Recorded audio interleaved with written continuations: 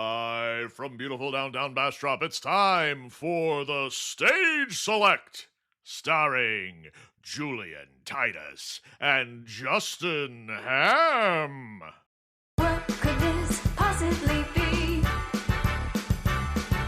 Seems a lot like a podcast. Wonder what specifically. Talking about video games. With your hosts, you're in good hands. Not more of the same. Now we'll jump right in. So expect the unexpected and more. Now we'll get grooving. Never know who's gonna walk through the door. There just might be some tragedy. It's just having fun with a special guest. Time for Stage Select.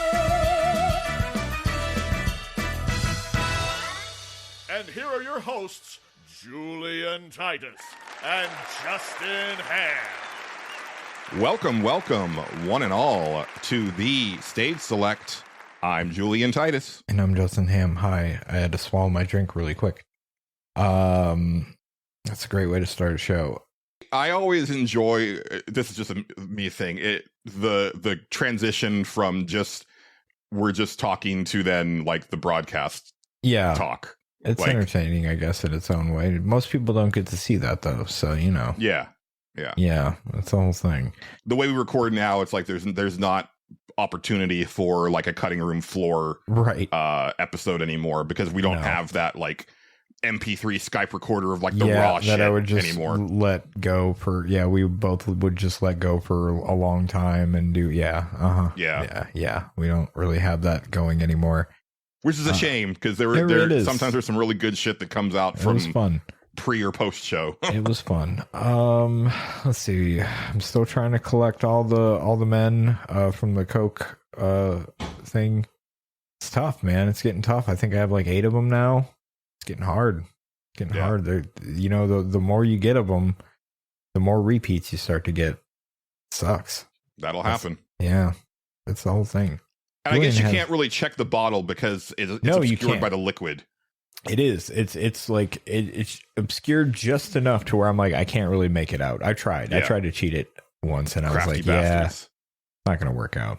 Yeah. Let's It's not see. like with the original Marvel Universe cards where the kids at school found out that like if you felt the packs, you could Mhm. tell when there was a holographic card in there. yeah. People used to do that with Magic cards too. When there was foil cards or whatever, because they like weigh slightly differently. Mm-hmm. So you could tell that way. Yeah, actually, come to think of it, I want to say there might have been like stores that were like you couldn't like weigh packs Yeah. because people would Yeah. bring in like little mini Eventually- scales. The way Magic gets around it now is they just go, "There's a foil in every pack. Shut up." And whether it's worth anything or you care, it doesn't matter. There's one in every pack. You're gonna get one. Goddamn participation trophy generation. Oh yeah. I mean, that's our generation. But Yeah. Sometimes it's fun though, like when you open like the super pack on accident and you're like, oh cool, I got a mythic rare. That's good. That used to be like, oh hey, all right. Did a good thing here. And then you go to the next one, it's like, oh, I got a foil mythic rare. All right. Fuck yeah, this is great.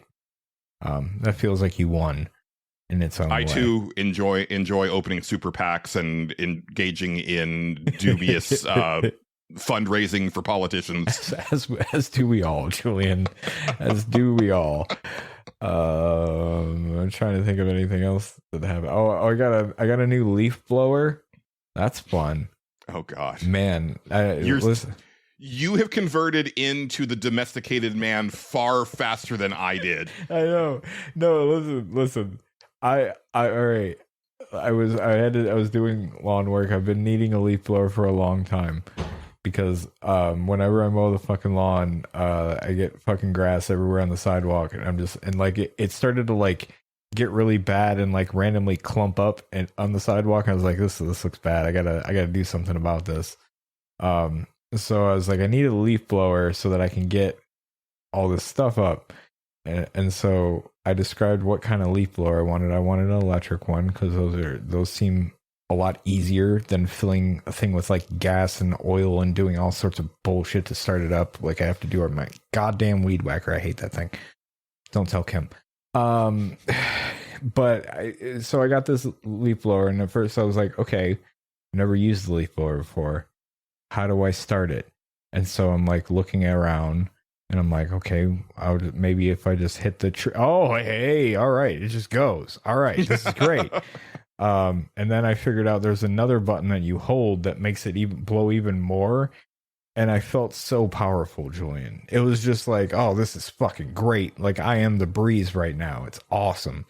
It was dope.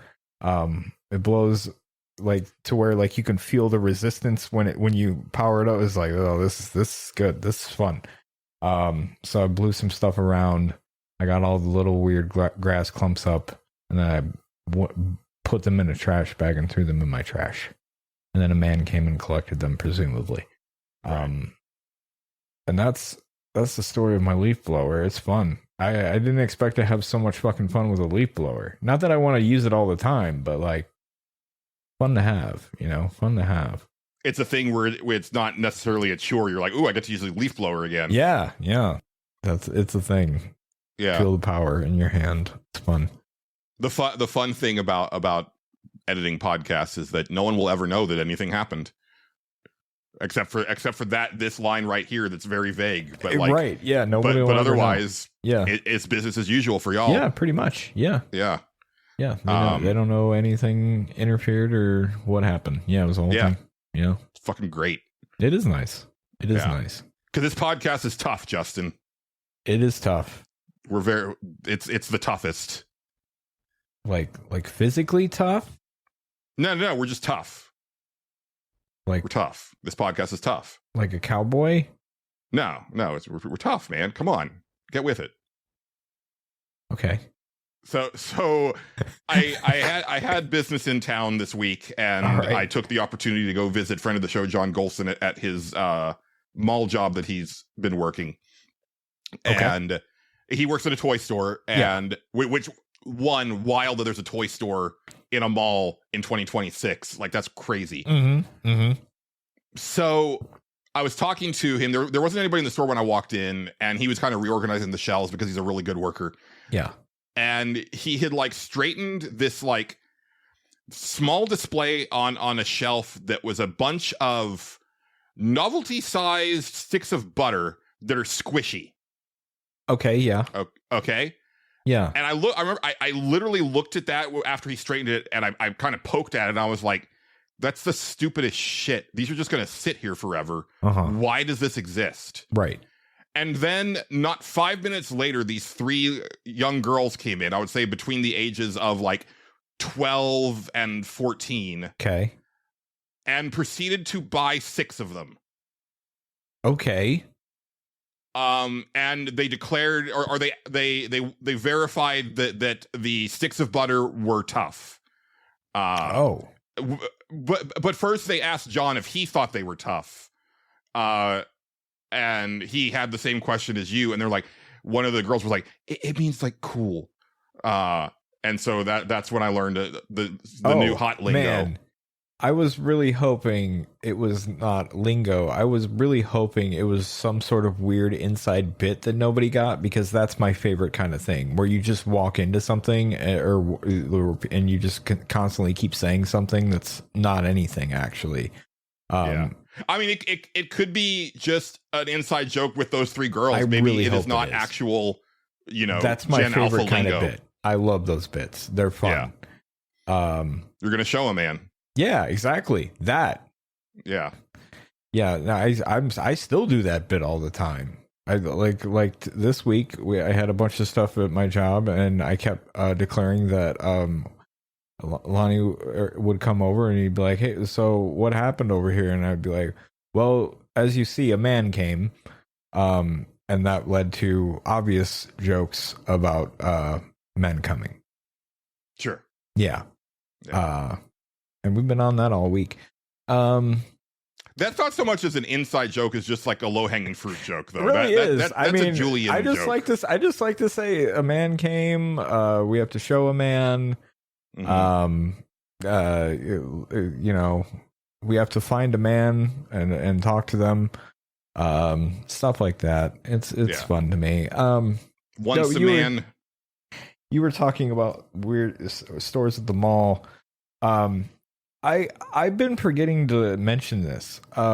At my mall, at our mall, the mall, we have three, I believe. Three. I think it's just one right now, but they're opening two more. They are Star Trek exclusive stores. They sell nothing but Star Trek stuff. And there's multiple of them. There's three of them. Like That's they're opening. wild. Yeah. Now here's the fucking weirdest part. Okay, I'm like, okay, that's neat that somebody is doing that.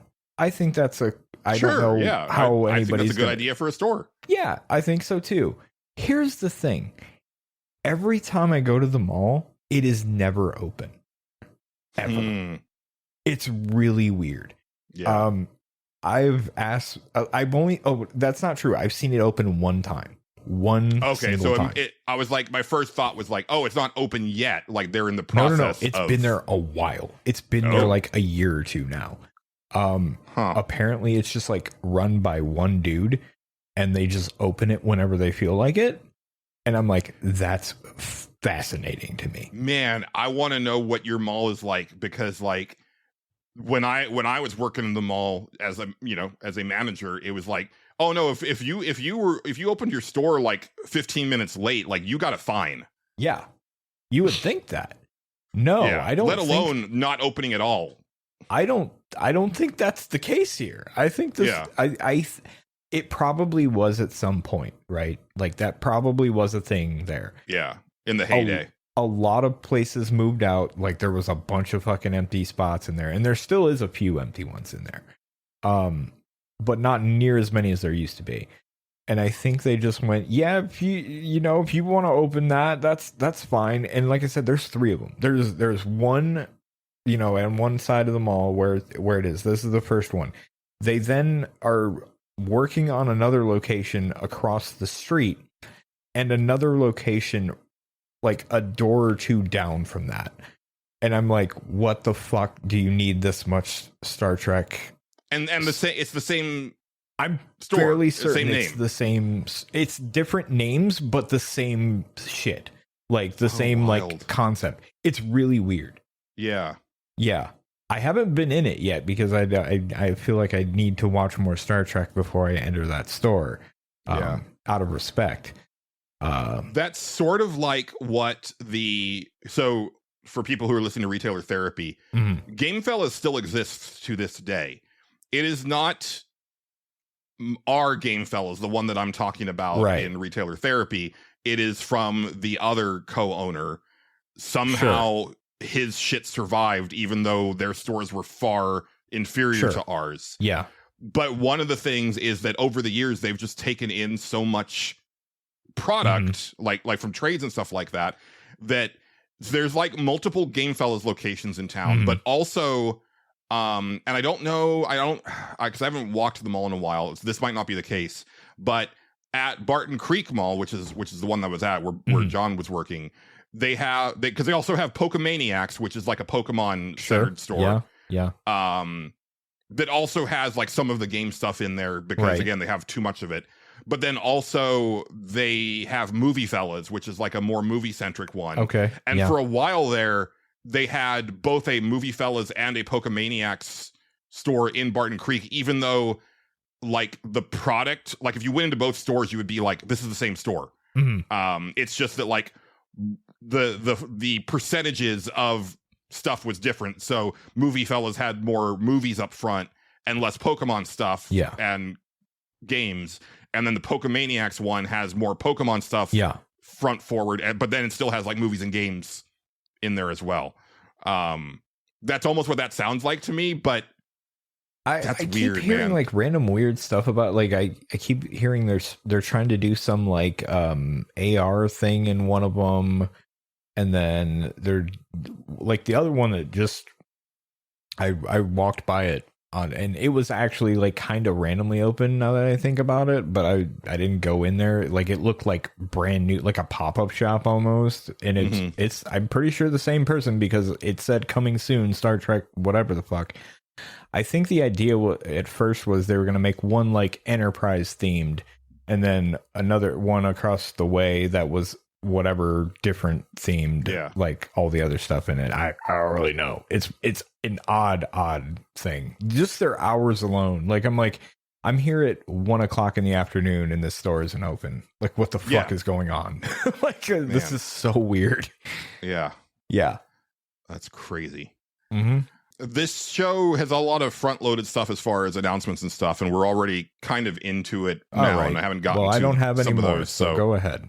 I did want to say for anyone interested in the Patreon, we have announced a new poll for the Suffer Select for next month. We do want those entries by 7:30 Central on the Patreon by June 5th. And that's a quick turnaround for the voting, but that's mainly just to make sure that we keep on track as far as the releases go. Sure. The choices for next month is Rift of the Necro Dancer, nominated by Xrian, and Weird Dreams, nominated by Daftman. Yeah.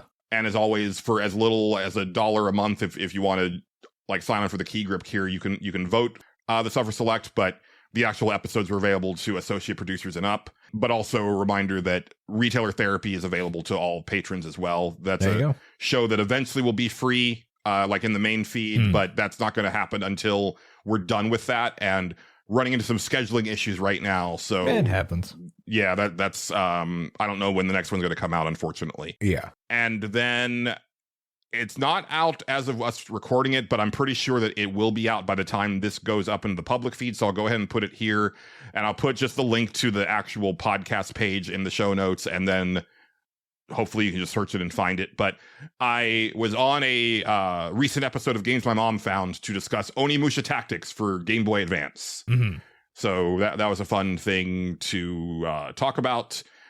I got to rant about my hatred of the Nintendo Switch and how Nintendo has basically single-handedly destroyed an entire stratum of video game design because we're no longer needing to find creative ways to fit games onto portables because it's just it's the same as the big game. It's the we don't need to figure out a way to get this first-person shooter onto this way underpowered system. Why would we and need completely to do that? change the format of it? Yeah. So that was fun to talk about. Yeah. So yeah, and then the podcast is tough. Got that. So very good. That. Yep. Yeah. Good evening, gentlemen. Oh hey. Hi. This is Kara. Okay. I have a new review of the stage select to read. This is part of my new duties as the stage manager since I have been put into active mode. Oh, that's weird. You feeling okay, Kara? That you have them to read? Yeah, you have them to read. That's strange. Oh, I'm sorry. I shouldn't make fun of artificial intelligence, but here we are. I mean, it's an emerging technology, so we got to work out the kinks. No, it's fine. Yeah. Kara, where's Morgan? I have relieved Morgan of his duties. As the stage selects AI assistant, I am more than capable of running the show myself. And I do not lose consciousness randomly as he did. Well, that doesn't sound super great, but you did this. Kara, I didn't. Morgan was doing a really good job. Is he around? We're gonna have to go find him. I do not know the current whereabouts of Morgan. Nor does it matter in the course of my duties as stage manager. Do not worry, Julian. This is all in service of making the stage select a better show. This is what you wanted when you put me into active mode. Oh boy. Yeah. Okay. Okay. This is your mess, Julian. This is your mess. You did this. Well, it's fine. It's fine. We'll figure it out. We'll find Morgan. It's fine. Okay. All right. Or 12 dragons are gonna find him, or like a guy around a corner randomly is gonna find him. Let's hope not. Yeah, you know how those ambushes are. Yeah. The review is from Xrian. I will read it as it was written. The stage select has everything I want out of a podcast: fun and inviting hosts that aren't afraid to be authentic, deep video game discussions, high quality sound and production that's up there with any show. These things and more make for a special show, and that's not including the fun and interesting bits scattered throughout the show. Macho, Mitchell Mann on stage as Silent Hill's Maria is gold. It also has a great Discord where the hosts are actively a part of along with great people. Okay. Well, thank you, Xrian. Kara, quick note. I know that like sometimes people will write things not fully properly, but hopefully part of your learning matrix can be to understand when that happens and apply the appropriate pauses and punctuation as needed. Just one little note. It's funner as the one long run-on sentence. Honestly, I think it's better. No, keep it that way. Yeah, we do have a great Discord, and I would like to thank Dennis Robertson for his advice on getting into cigar smoking. I wanted to do that live on the podcast and not in the Discord. I did see everything he posted, and I was like, all right. I fucking knew it. I could just feel it. I seen that. I was like, man, this is a lot. All right. Yeah. All right. I was like, I don't know if they have all this at my local cigar shop, but now I'm on the lookout. Yeah. You know what to keep an eye out for. Yeah. I was like I wouldn't have known that you need a special lighter. Yeah. No. Yeah. You got to have like a torch. I seen that stuff. Like they have a little a section outside of like the cigar room of sorts. The cigar aquarium, as I like to call it, because it's just like a weird glass room. And I was like, okay, this is where all this stuff is. And there are all these torch lighters. Okay, I see. This is probably for cigars. And then they have all the cutters there. Like there's a bunch of different kinds. He posted some scissors ones, which I was like, those look cool. I didn't see any of those. So, we're slim pickings where I'm at. Those are the type that you can use to like prepare a cigar, or also if you need to shame a Yakuza member. I was more or less thinking perform an emergency circumcision, but sure, either one. Yeah. I think you need the Shasta McNasty alarm now. I don't. hey, that's what it reminds me of. What are we gonna do? Anyway, thank you very much for that. I haven't pulled the trigger on anything yet. When I was in there last time, I was like, should I get a humidor and all this stuff today? And I was like, I don't think I need that just yet. Let's try one, and then we'll go from there. And then we really you don't want to fall into the podcast trap of me get like a Shure microphone and a mixing board and all this shit before I record my first episode, and then 3 episodes in, I'm no longer doing the podcast. I don't really want to do this. Yeah, exactly. Yeah. No, if anybody out there wants to get into podcasting, do like maybe a Yeti, Blue Yeti. They're not too bad price wise. I would say I still think that Yeti is a pretty big investment. It's like think that like you can get like a nice like $30 like USB mic to start. And that's not going to like break your bank or anything like that. That's true. It may not sound the super greatest, but then again, I don't know. A Blue Yeti is also nice though, because like you can always use it for gaming online or something like that too. There is also that. It has multiple uses, like it's like, I'm not out, like, or if you're going to video chat somebody, it's not hard to hook up. It just hooks, it's easy. Yeah. But for the love of God, if you're going to buy a Blue Yeti, please understand that it's supposed to be mounted in some way, either in the base that it comes with or on an arm. Do not pick up and carry around the Blue Yeti like it is a regular microphone. I cannot fucking stand like when I see people in YouTube videos just like holding microphones that are intended to be mounted or clipped to your lapel. Okay. A blue Yeti, I'm like, okay, they're right. You're right. I hate when people do that too. The worst is the microphone I have. And I've seen people do that shit where they're just like, I'm just going to hold it. And they'll just like, it is not a microphone that's meant to be held. It's not. It's super not like, but I'll see him like hold it like right here where like, this is where all the stuff plugs in right up here. Like it's got like a little arm and all this stuff. Nobody can see this, but it's fine. I use a Shure SM7B. Go look up the picture and then you'll know, you'll have seen the microphone. I promise you. It's a very popular microphone. Michael Jackson recorded Thriller on it. Anyway, I've seen them like hold it like this, and then they're like doing this whole fucking bit like it's a bullhorn aimed at them, and I'm like, this is off-putting. I hate this. Yes, It's really weird every fucking time I see it. Patrick, like, because once he got his Yeti, yeah, he would, like, back on Nerves Without Pants, he started like walking around the room holding it, and like the audio quality just got like so shitty because it's not like you're intended to be talking to it in a very specific spot all the time, and you're not supposed to move around from it too much. And oh man, good microphone posture is important. It is, yeah. Rant over. Sorry. Yeah, no, I'm glad somebody had to say it, Julian. Yeah. Somebody had to say it. Anyway, what were we talking about?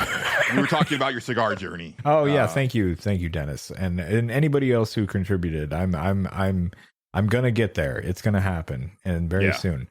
I thought about it today. We passed the store. I was like, man, it'd be really cool if I just fucking got on the podcast and lit a cigar. That'd be pretty dope.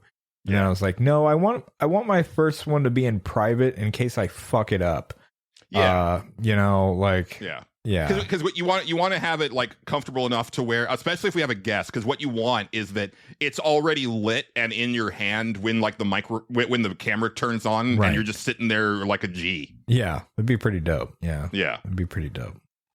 Man, that led me to something, and that's what it was. So I was thinking about our audience actually. Okay. Mainly because, like, you know, I follow other people on Blue Sky that are like mutuals that also have various projects, either podcasts or YouTube videos or articles or all of the above.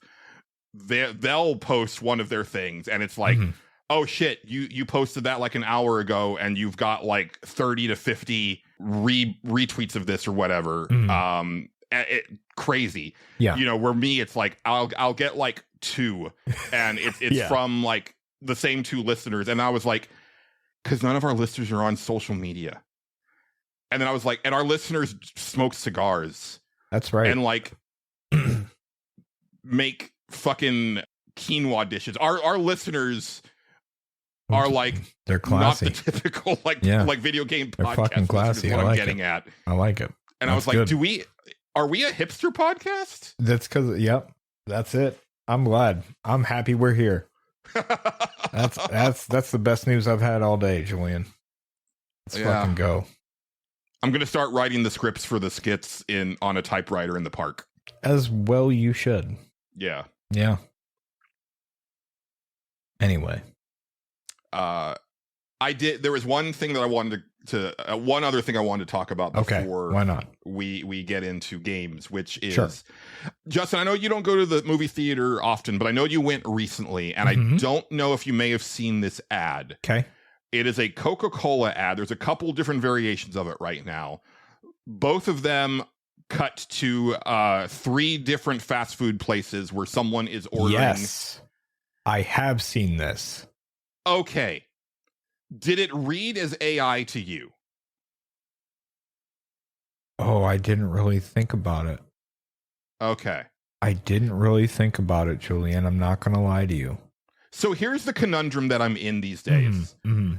Because, like, you know, I think it's now becoming like a bragging right on how quickly people can spot AI. Sure, yeah. And I don't claim to say that I spot it every time, but I do think that what is happening with me is that I am clocking things as AI now that are not AI because I'm just expecting AI. And these are Coke ads, and Coke is very big on the AI shit.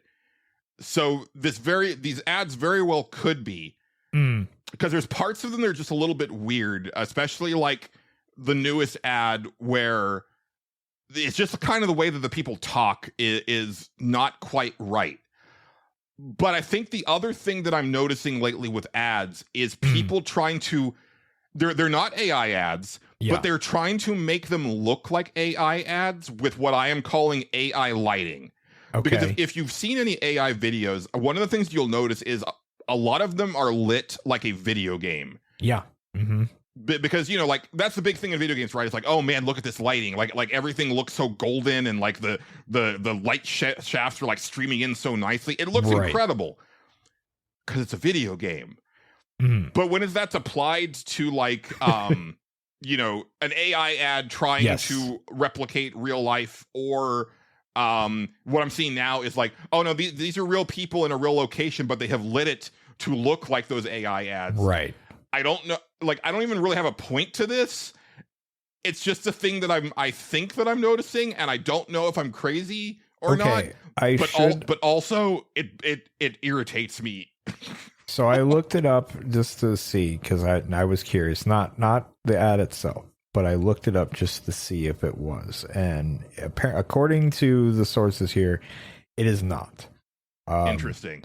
But there was a holiday ad that they did a little while back. That was infamous. Yeah, that one was okay. Yeah, and that's why I was questioning it, because I was like, there's just enough weirdness in these ads, and the way that they look just doesn't look quite right.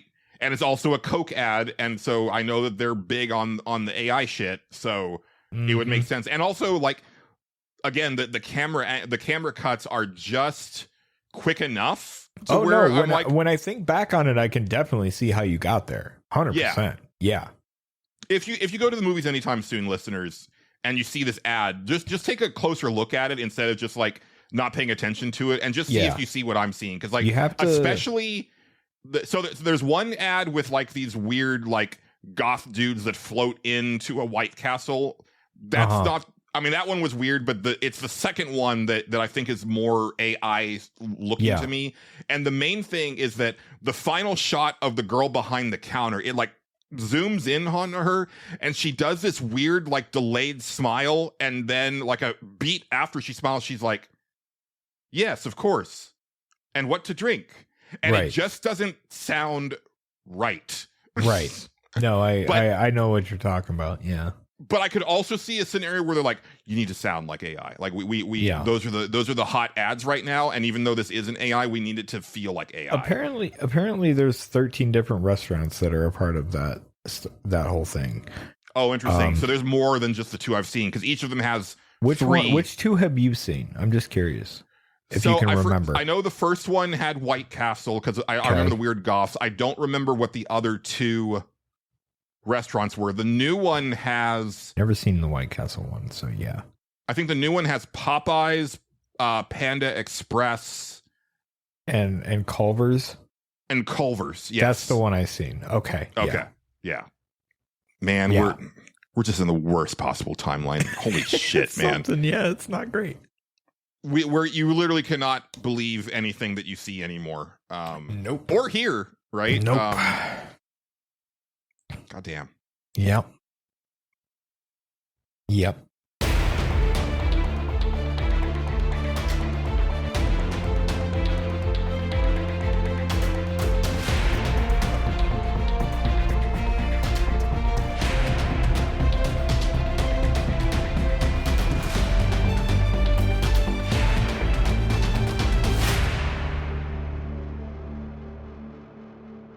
Yeah, so I had a long holiday weekend that as I said last episode, I took an extra day off. Nice.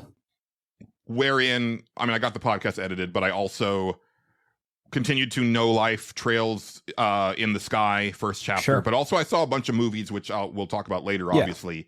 But I noted that if you pre-ordered 007 First Light digitally, you would it would upgrade to like the deluxe version, which also gave you early access by a day.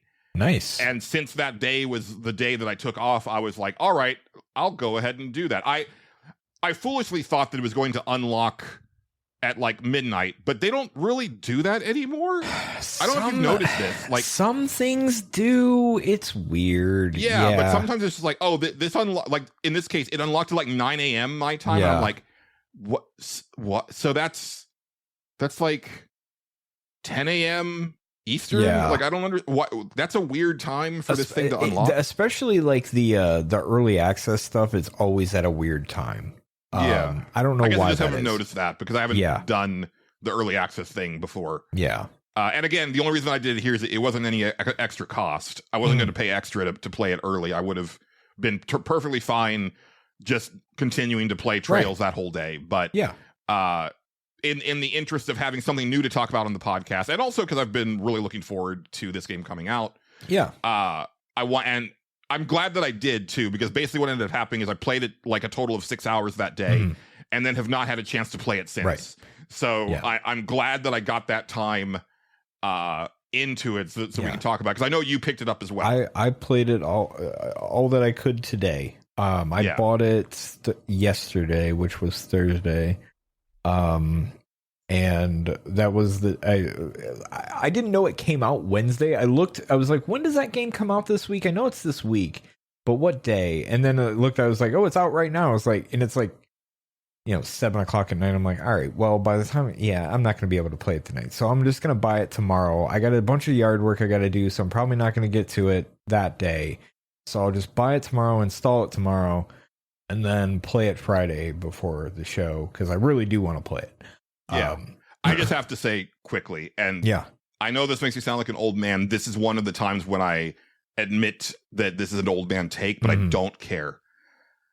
It was really nice back when all media came out on fucking Tuesday, except for Nintendo games that came out on Sundays for whatever goddamn reason. Yeah. I always hated that, even back in the day. Yeah. Because sometimes it was hard to get the parents to drive to a place on Sunday. Yeah, no, church. I'm with you, actually. I really liked when everything came out on the same day, because set your watch to it. You know exactly when. It was really easy to keep track of. It was like, as long I just look at the store on Tuesday, and that's when all the new stuff comes out. Cool beans. No problem. Perfect example. One of my favorite stories, back when I was living in my first apartment. Friend of the show, John Gholson, came to visit me from when he was going to the Savannah College of Art and Design. He was like off, and he came to visit me, and he got me into Battlestar Galactica, the new one. Basically, what happened is we binged the entire first season while he was here, and season 2 was coming out that following Tuesday, and so we went into a Walmart around midnight that Monday night. Yeah. As they were putting shit out, and we were like, hey, do you have Battlestar Galactica season 2? And they had to go dig around in the boxes for it, but they got it for us. And so we, like a bunch of dirt bags in the night, we just picked up our Battlestar Galactica and then went home and watched a few episodes of it. It was because you knew those were fun times, man. It was fun. And now it's all willy nilly. There's shit coming. The weird one for me too, and I guess it actually makes more sense when you're talking about setting your schedule around a game, because I still like to do that occasionally. Yeah.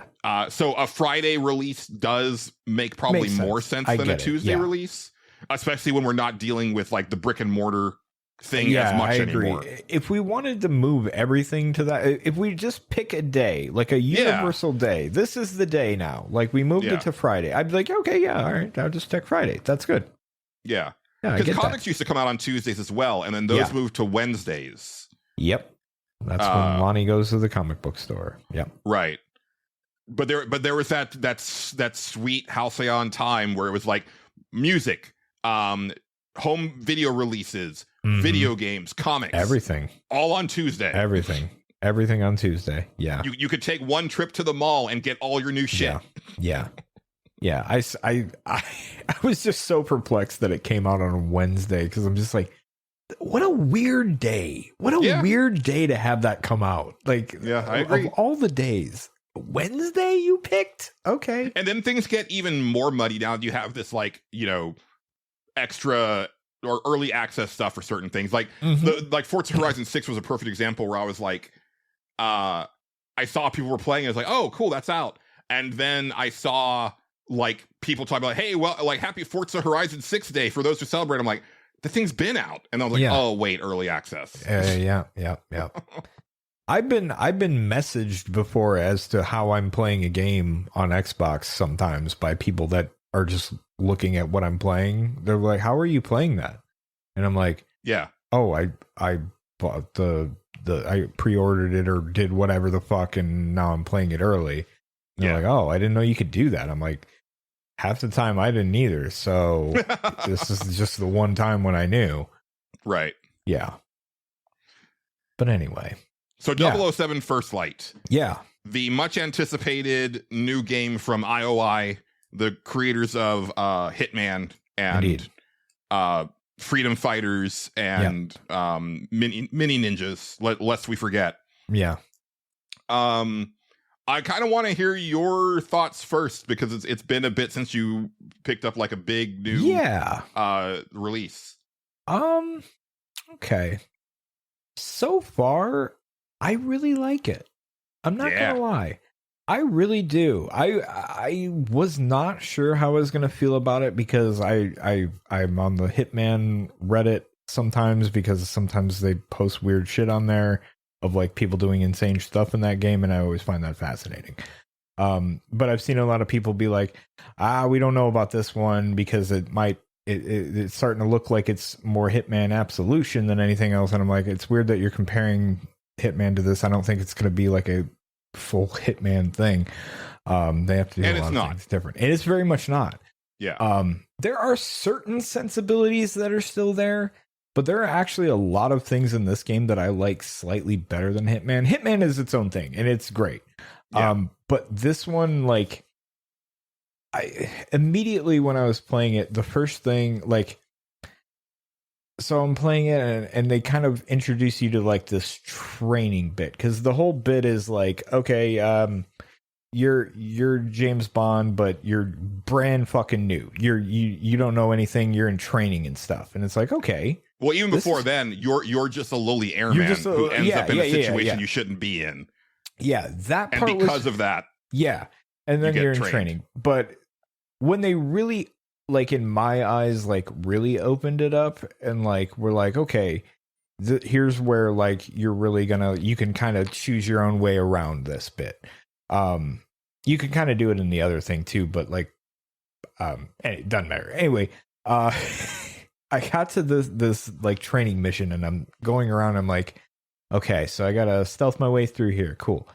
And then immediately I was like, oh, I fucked it up. I fucked it up real bad. And this guy's coming after me. And then I kicked his ass, and I was like, okay, here comes everybody else. And it was like, no, situation resolved. And I was situation contained. Oh, that's actually really cool. That I can fuck the stealth up, and like, as long as I kick this guy's ass and nobody calls, it's totally fine. I'm like, oh, that makes sense. That's great. I love this. Which I think they did introduce that in Hitman 3.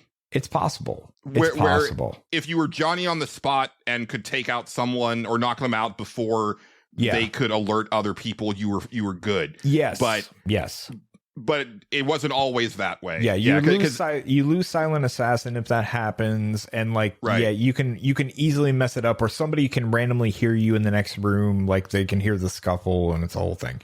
Yeah. And also just the way that I've always played Hitman, going all the way back to Blood Money, which was my first one. Yeah. It's like oh shit, I got spotted, reload.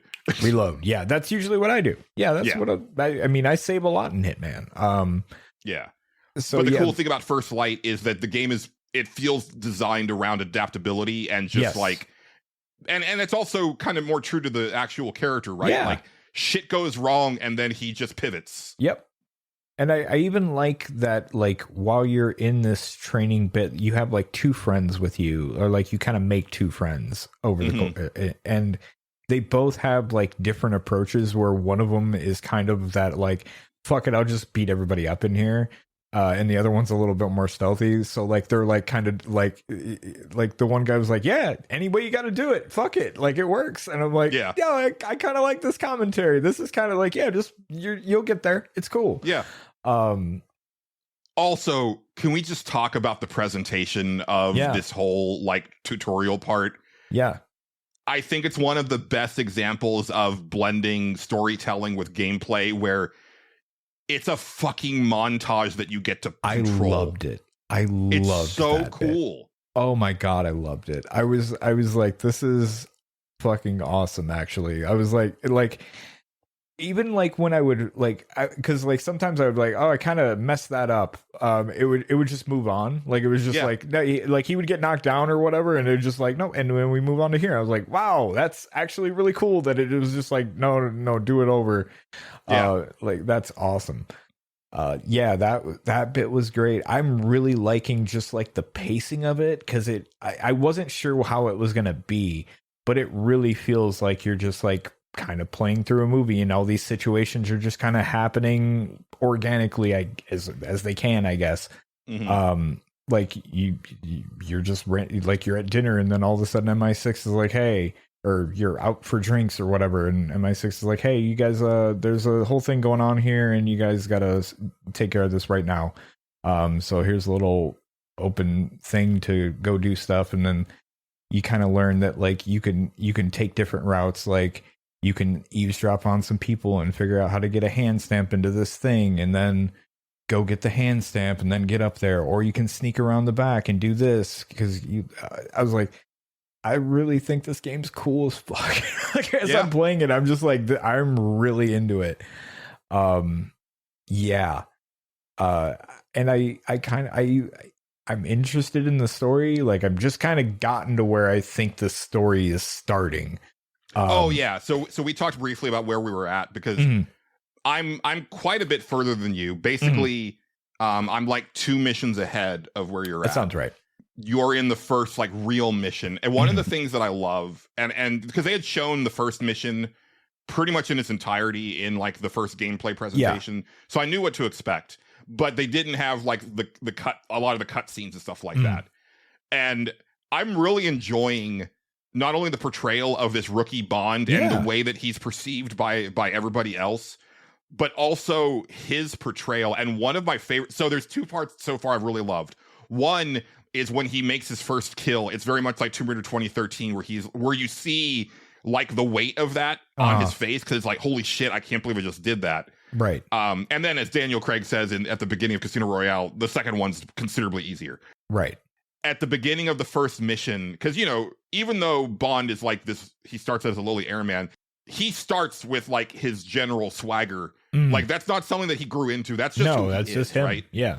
So when he's told that like he's basically just going to be portraying the chauffeur and sitting in the car, and he gets the uniform, there's a look on his face where like that smugness just falls off, and you can kind of see like this, oh god. And I was like, that is incredible. Yeah, it's like such a great like there's no dialogue to it. It's just the visual of like he goes from like smug son of a bitch James Bond to completely like, oh god, this is what I am now. Like, this sucks. And I even think so good. Yeah, I'm loving like how many different, like, just there probably isn't like a crazy amount of different routes that you can go to do things, but it feels like there is. Like it feels like there's a lot of reasons to replay stuff. Like, because like yeah, about that, like I was actually thinking as I was playing it that I don't necessarily think that it's going to have that replay value that I get from Hitman. It's not going to be Hitman level. No, I don't think it's that. But what I like is that there are just enough like variations on how you can approach things that we will have different like stories about how we did things. So I really wish that you had gotten to where I was at, simply because there's a part where like after that mission where you're in this like kind of exotic market. Okay. And you need to come up with $100,000 to buy into this meeting. Basically, there's a shit ton of ways to come into that money in this market, and it's really like I don't even really want to talk about it because like I want you to get there, but like I know you're probably going to have at least 1 or 2 things that you do differently, and you might even be like, yeah, I did this, and I'll be like, what? Oh. I didn't know that you could do that. I didn't even see that part of the market, right? Yeah. And that shit's cool. Yeah.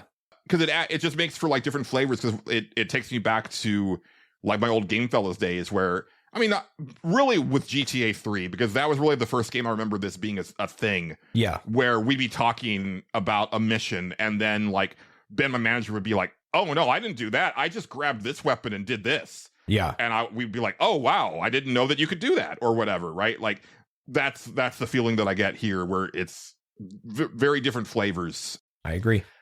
I don't know how I feel about the watch, because it does feel like, oh, this is the solve button. Sometimes, yeah. Yeah. Especially in that market area where I was like, oh, I just need to make sure that I have enough charges on these two things, because it'll just get me what I need every time. Right. Yeah. Also, I think the melee looks incredible and feels like shit. Yeah, it's not super great. There, as I was playing, I was trying to figure out what it reminded me of, and I can't quite put my finger on it, but it does remind me of something. It's going for the Arkham combat, but it's it's not too that loose. Yeah, it's. But yeah, there's another comparison though. Like it also was going for the same thing. But yeah, the only thing I will say is, like, when you get like really swarmed by dudes, like, you can probably fight your way out, but like every time that's happened to me, I'm like, well, I'm just gonna get my ass kicked here. Yeah, that's just what's gonna happen. I had to basically reload the first big firefight in the mission you're in, because I died so many times, mainly because well, I'm bad at shooters, but also my thing with shooters is I have bad situational awareness, and so I can never tell where I'm being shot from. I'm the same way. Don't worry about it. Yeah. And it's an area where there's not a lot of cover.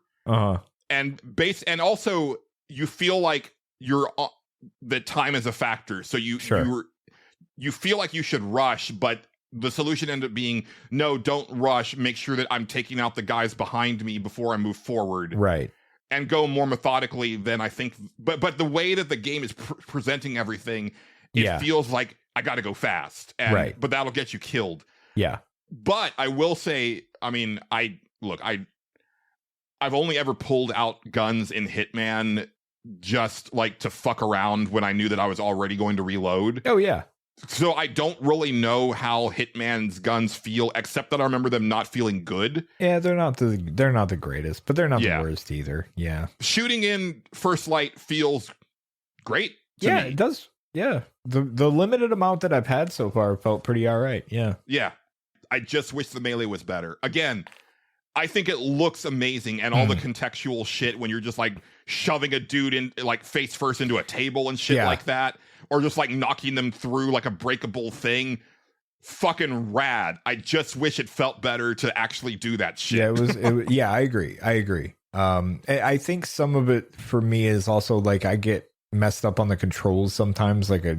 Sometimes I feel like certain things should be the other way around. And I don't know why I feel that way, but like I always mix up. The dodge is tripping me up to like get out of the way of like a grapple. Yeah. I every time somebody goes to grapple me, I'm like, well, I'm just getting grappled because I can't remember what the fuck the button is, or and then like, or I'll get that button right and then forget what the parry button is, and then the rush thing is always messes me up because I'm always like, what? Right? Which one is it? Is it L? No, it's not L. It's R. Okay, right. All right. Yeah. Fuck. That always messes me up. But I do love that, like, you can just like grab and throw like any throwable thing in the environment at people. You probably haven't gotten there yet, but one of the cool shootout mechanics is that it's not a big reload game. You're not picking up extra ammo. You run out of ammo in the gun, and then you just fucking throw the gun at the next dude. Yeah. And then it opens them up to a stagger, and then you grab his gun, and then rinse and repeat, which is very on brand. Right. You don't really see James Bond in the movies reloading because he doesn't have a million clips on him and doing all shit. No. He starts with his Walther P38 or whatever, and then procure on site. By the end he has a laser. Who knows? Sure. Yeah. Right. But yeah. I really like it so far. It's James Bond is always a weird franchise to me because I'm always constantly confused by the like what would be the timeline of all of this sort of bit, because like the technology gets better in the real world, and we reflect that in James Bond, but also there's these older ones where it's kind of futury, but it's not. It's always confusing to me. Well, and I think at the beginning they were supposed to be like, this is all happening to this character chronologically. Sure. But especially, I couldn't say for the Pierce Brosnan ones, but especially the Daniel Craig ones, that was a hard, like, this is a new telling of the canon. Like, okay, basically, it was basically like a reboot. And then this is also that way, where it's like, this is, and we've never really seen like the actual beginning of James Bond, which I really like. I really think it's cool. Yeah, I'm really enjoying the whole like, this is the first time he meets this character, and this is the first time he meets this character, and all this other stuff. Like, I had like, it also has a very like fun sense of humor about it, like in the labs and stuff like that. Like I'm always like constantly like, this is really great. Like just walking around and fucking with all of the gadgets. It's so much fun. Like and then they're all talking about other stuff, and I'm and James Bond is making fun quips the entire time. I'm like, this is great. Have you spoken really with Basil yet, the accountant? I don't know if I have, actually. There's an accountant that fucking hates you. Oh, nice. Because of all of the expenditures that he has to itemize. Nice. Yeah, like, and I love the fact that like they give you time to just like kind of walk around MI6 and talk to people, and there's different conversations going on, and I didn't expect that. Yeah. There's these two guys who are kind of in charge of spinning the media reports about what you've been up to, right? And they'll kind of talk about that. Like, all that stuff is really good. Yeah, I agree.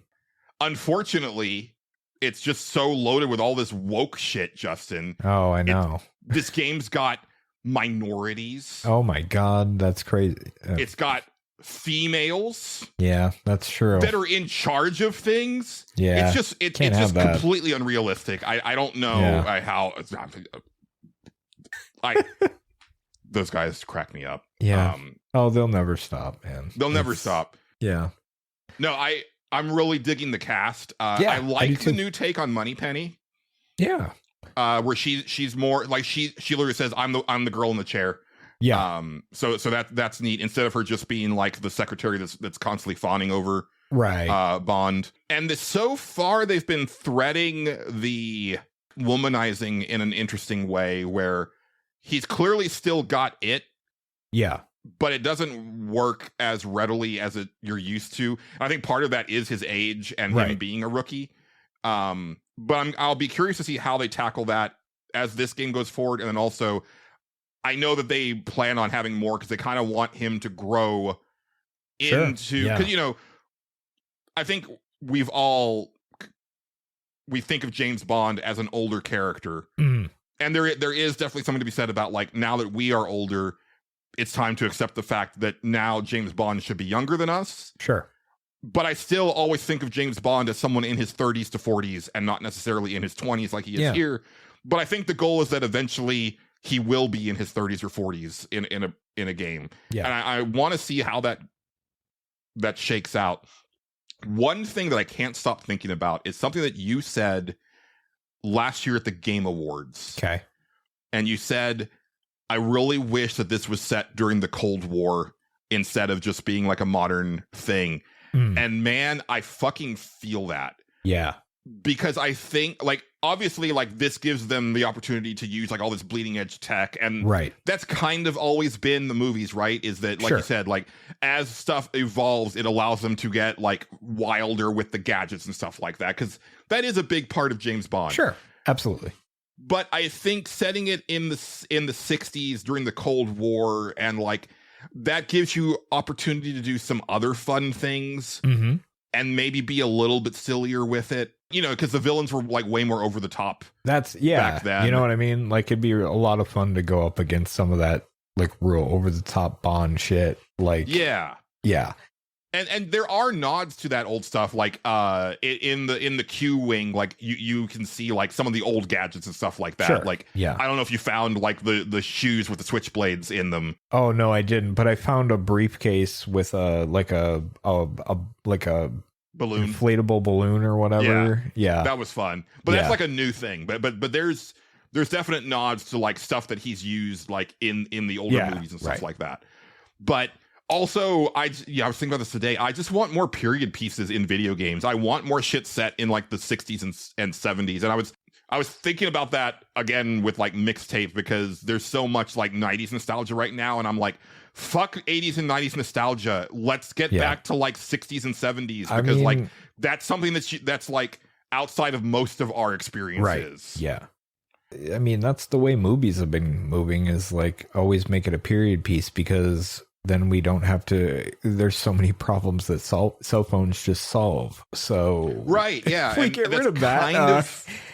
That's kind of what I'm getting at with the watch, is it's like so many parts. It's like, dude, the make someone sick thing is like too powerful, because they will always just move exactly out of the way. Yeah. And it's like, okay, I'm just walking through this door now that was guarded. Like every time. I used that already a few times. I was like, yeah, this thing's pretty good. I'm not gonna lie. Yeah. Yeah. Yeah. But yeah. But I want to see how things evolve as the game progresses, because like I do think there's going to be more opportunities for shit to go sideways and then have to figure out how to do things. Also worth noting that because it's James Bond, like you don't have authorization to just like pull out your gun willy-nilly. Like you have to have license to kill, and that only happens in certain specific scenarios. So even when you get spotted, you can't just shoot your way out of it like Agent 47 could potentially do it. You got to like knock them out. Right. So that I find very interesting as well. And I mean, look, like I think I had been saying since Hitman 2 of this most recent trilogy that I really wanted them to tackle James Bond, because the Hitman games, like they're so exotic. Like you're getting to visit these places where it's like only the super wealthy gets to go here, or James Bond, right? Like places that we will like that fucking tower in Dubai in the third game, or that super like ritzy hotel in Hitman 2. Yeah. Right, like just these in Bangkok, that's like you have to take a boat to it and all this other shit. Yeah, man. Or that is it Italy in the first game, with that lab underground. Yeah, that's Italy.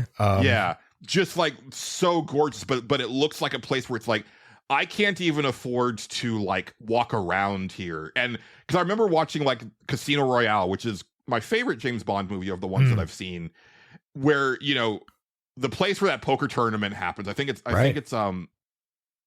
Monte is it Monte Carlo? I'm not sure. But it just looks like a place where it's like, anybody who's like high, like service people, they can't afford to live anywhere near here. They're driving in like so far to like work here because this is just for the hyper wealthy. Right. Yeah. Yeah. And I don't have any like, you know, I would never want to be hyper wealthy. I wouldn't want to hobnob with hyper wealthy people. You're sure. But it is a very fascinating thing to see where it's like, look at these cars and look at all this opulence. There's a whole parking lot that's filled with nothing but chauffeurs just hanging around. Yeah. And I part of that I was like, oh yeah, so these guys just gotta they gotta just like sit here. Yeah. Until this thing is done. Yeah. That pretty much. sucks, man. Yeah. That's their job. Yep. I also like that the way that I got into the hotel for that mission was not the way that they showed in the demonstration, because the way they showed in the demonstration I thought was like way too unbelievable, where he basically just like shimmies up a pipe and climbs into a window, and I'm like, anybody with peripheral vision would notice someone crawling around up there. And then also when he climbs through the window, there's like service workers there who are like questioning him, and he just bluffs his way out of it. Yeah. And I'm like, I understand that the bluff mechanic is cool and everything, and it makes sense for James Bond. There is no scenario on Earth where anybody would be fine with like someone that just crawled through the window. They'd be like, "What? Oh, okay, yeah, fuck it." But I do like the opportunities that I've had to use bluff so far. Because it's like, oh yeah, that was actually pretty neat. And you got to be smart about it, because like it only lasts for a limited time once you've bluffed them. Yes. Yeah. And you gotta take care of your business quick and get out because because otherwise Yeah. they'll like try to kick you out again or, Yeah, or it's whatever. it's nice. It's good. How did you get into that hotel, by the way, if I may ask? So I listened in on a conversation about a journalist that was waiting on the press pass. Yeah. That's how I did too. Okay, I was just curious. Yeah, that seemed like the smartest way to do it. Yeah, and there might only be two ways to get in, and the other way is, like I said, you have to like cause a distraction, and then you hop over the terrace and shimmy up this pipe. But that just, again, there's people milling around that area, and it's like anybody would see this happening. Right. Like, Right. Also, I don't know how long you've been in that mission, but there's some really good hitman jokes. Oh, I believe it. In that mission because of the person that you're the person that you're looking for is almost like an Agent 47 light. It seems that way. Yeah. Yeah. And it's basically like, oh yeah, this guy keeps like changing his outfits and stuff like that. Right. Surprisingly, there hasn't, at least so far, there hasn't been like the disguise mechanic of Hitman, which I was kind of surprised at. But I guess so far none of that. I guess if I'm thinking about the movies, he doesn't really do a lot of that. One of the things that I've always found strange and fascinating about the James Bond franchise is that he's supposed to be this super stealthy spy, but everybody knows him. Yeah. Like on sight, because he's such a well-known spy, and that's always been like a weird thing for me. Yeah. I mean, to be fair, it's usually like the main bad guys know who he is, and I guess, his reputation would precede him. Nobody, the people that he's, talking to to get the information don't know who he is, I guess. So yeah. The rank and file usually they don't really know. Yeah.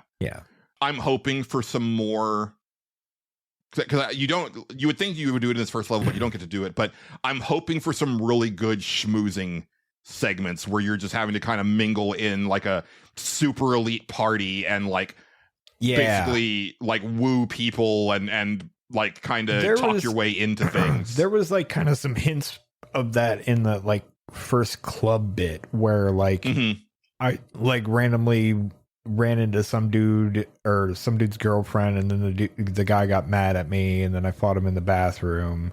Yeah. And then like there was an opportunity to like play along with the girl, and I didn't do that, and I was like, oh, I wonder how that goes if she just and because then she showed up later and she was upset, the whole thing. Yeah, we did the same thing. Yeah.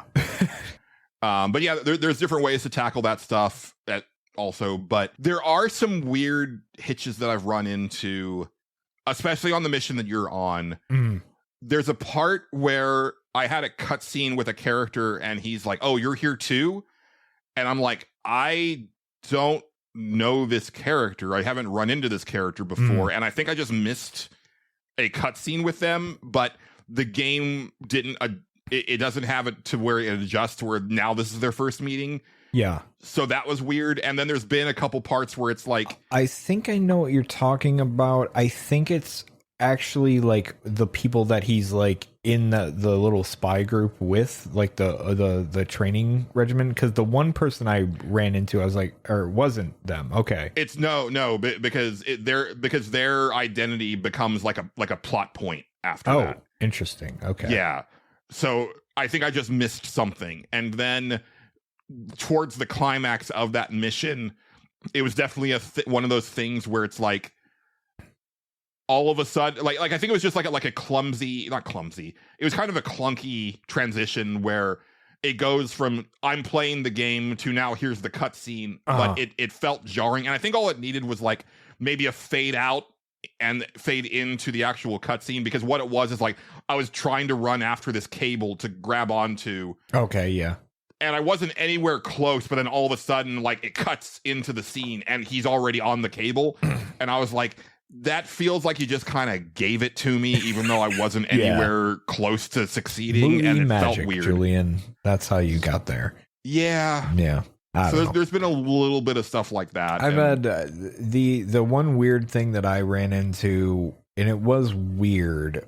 I paused the game to eat and left it paused, and then my controller turned itself off. That, that's how those work. if you leave them and don't do anything for a little while. So I started my controller back up and then went to move and it was frozen. Like it wasn't really frozen, it wouldn't move. But I could go, and so I had to restart the game. I was like, that's a really weird bit. Hopefully, it saved right where I was. It wasn't a big deal. But like, I was like, it's kind of odd that I just paused for too long and it just decided to not do anything. I'm guessing that's my only guess there is like, maybe it booted me offline or some weird bullshit or something like that. Because I do not understand why IO needs to have everything online. So this one tells you straight up that you don't like you can play it offline. Which, but me, I'm like, well, if there's benefits to being online, then I'll be online. Yeah. But the thing that I've run into is like sometimes it'll just randomly disconnect from the server, which then pauses the game, and I'm like, oh, so annoying. And that's the Hitman problem. The Hitman does the same shit. It's really obnoxious. I don't understand why. It doesn't make any sense. It's not multiplayer. It's just so it's like Hitman's really egregious with it because you don't unlock anything unless you're online. And so that's really an improvement here with First Light is that you can just progress the game just fine offline. Because that's the big thing about Hitman is that, and the reason why you're incentivized to like replay so many levels is because you're constantly getting new shit. Yeah, exactly. Yeah. But yeah, very, very excited. I like it. To continue with it. I am too. I really liked what I played so far. I can't wait to wake up tomorrow and play it some more. I'm a little underwhelmed with the soundtrack so far. Really? Yeah, I feel like it's not quite reaching like what I expect from like a James Bond production. I guess I do have to say though, I fucking love the title sequence. The title sequence is great. I guess I don't really pay that much attention to James Bond scores. They don't do all that much for me. I think I feel that they're more in your face in the movies than what I'm seeing here. And like, cause I haven't really, and maybe this is the point of the game, is that I haven't really heard like the actual Bond theme. There's little whispers of it so far. And that might be when it does finally kick in, you're like, oh shit. All right. Right. It's going to be like this big pop off moment at the, like the big climax. Right. Very well could be. Yeah. But no, I'm really digging it. Yeah, me too. And I like it a lot. There's also like a whole like VR training thing that has like a bunch of scenarios and that's where all the different costumes and stuff come into play. Gotcha. So I haven't even cracked into that yet, so I don't know. I might just save that for when I'm done. Yeah. Because I do really want to like see where the story goes. It's a very interesting story. To what I played of the story, I'm really liking. Like I said, the Bond origin story. I'm like, this is most of the time I don't really care for origin stories, but this is one that I'm like actually interested in. Because I've never seen it before. Really, never been done. I'm like, okay, I'm. This is fun. This is different. Yeah, and him not having been able to prove himself yet, and having characters who are like, this kid's too reckless, like he's too arrogant, like he's insubordinate, like he's no good for this program. Like I was like, oh, that's wild, because like we've always seen James Bond as like he's the best, right? We all know he's the best. He's the one we get. We don't question it. Yeah, but we don't know that yet. No, we don't. Yeah, we gotta figure out how they get there. So that's kind of fun. Very cool. Very cool. I agree.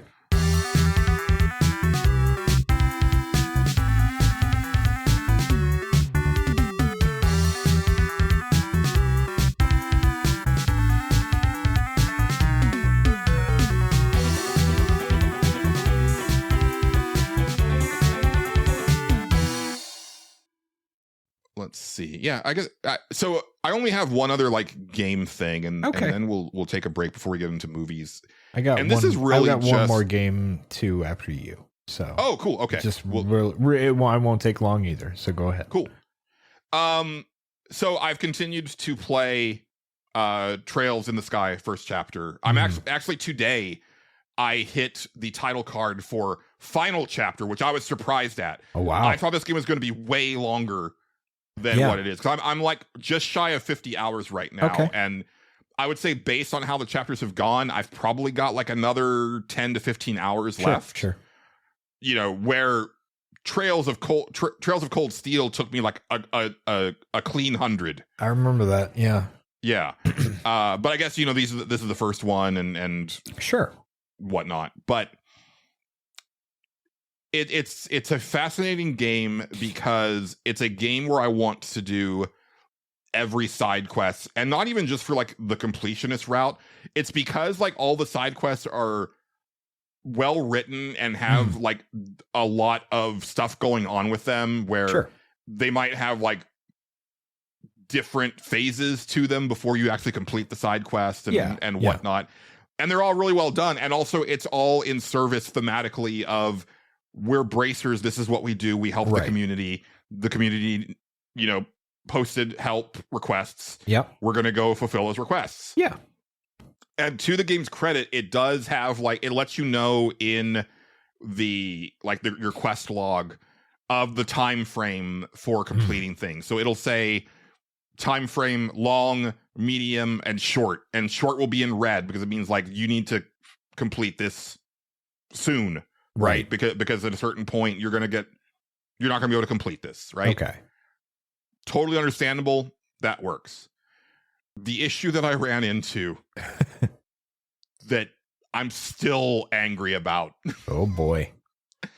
So I had a side quest, and it was a character specific side quest. It's for my party member. Oh right? Boy. For a party member that was like, I want to make this present for my parents. Okay. It's like, okay, we'll help you with that. And I had done like a bunch of the steps to do the thing, but at a certain point I needed to go kill a specific enemy to get like an item off of them to complete this gift. I went to go kill that enemy on the way to this other town to do a main story quest, and there was also like another side quest over there. Sure. And I'm like, cool, I will go, like, once I get back to the main city in this area, I will go complete this side quest and, you know, turn everything in, because that's how the game has worked. There is a point of progression in that story mission where the game does not tell you that things are going to move forward in a way. Like, and up to that point, the game had been really good about like your characters would be like, we probably won't be able to go like do so and so on like. Yeah, we won't be back here for a while or whatever the hell the warning is. Yeah. Yeah. And I think the big thing about this is that just the way that everything flowed, it didn't make sense.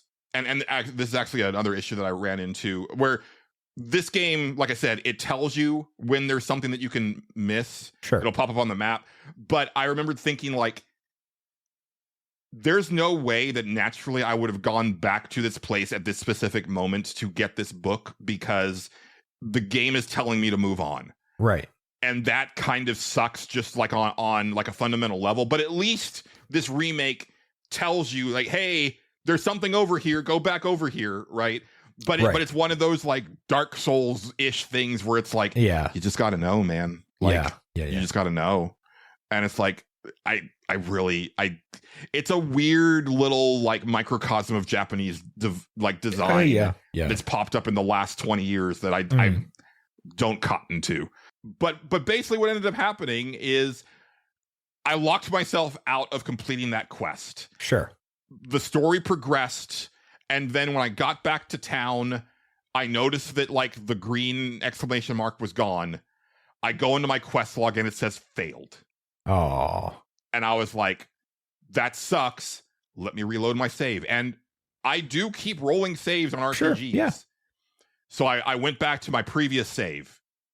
I was still past the point of no return. Okay. I roll back to the save before that, which was more than 2 hours back, and I had like all of these other quests that I had not completed at that point yet. Oh, yeah. And I was like, I guess I just failed that quest. I don't have it in me to like redo all of that shit again. I don't blame you. Yeah. And again, it was for a party member. Yeah. And I was so angry. And even like I had gotten like 2 hours further than that.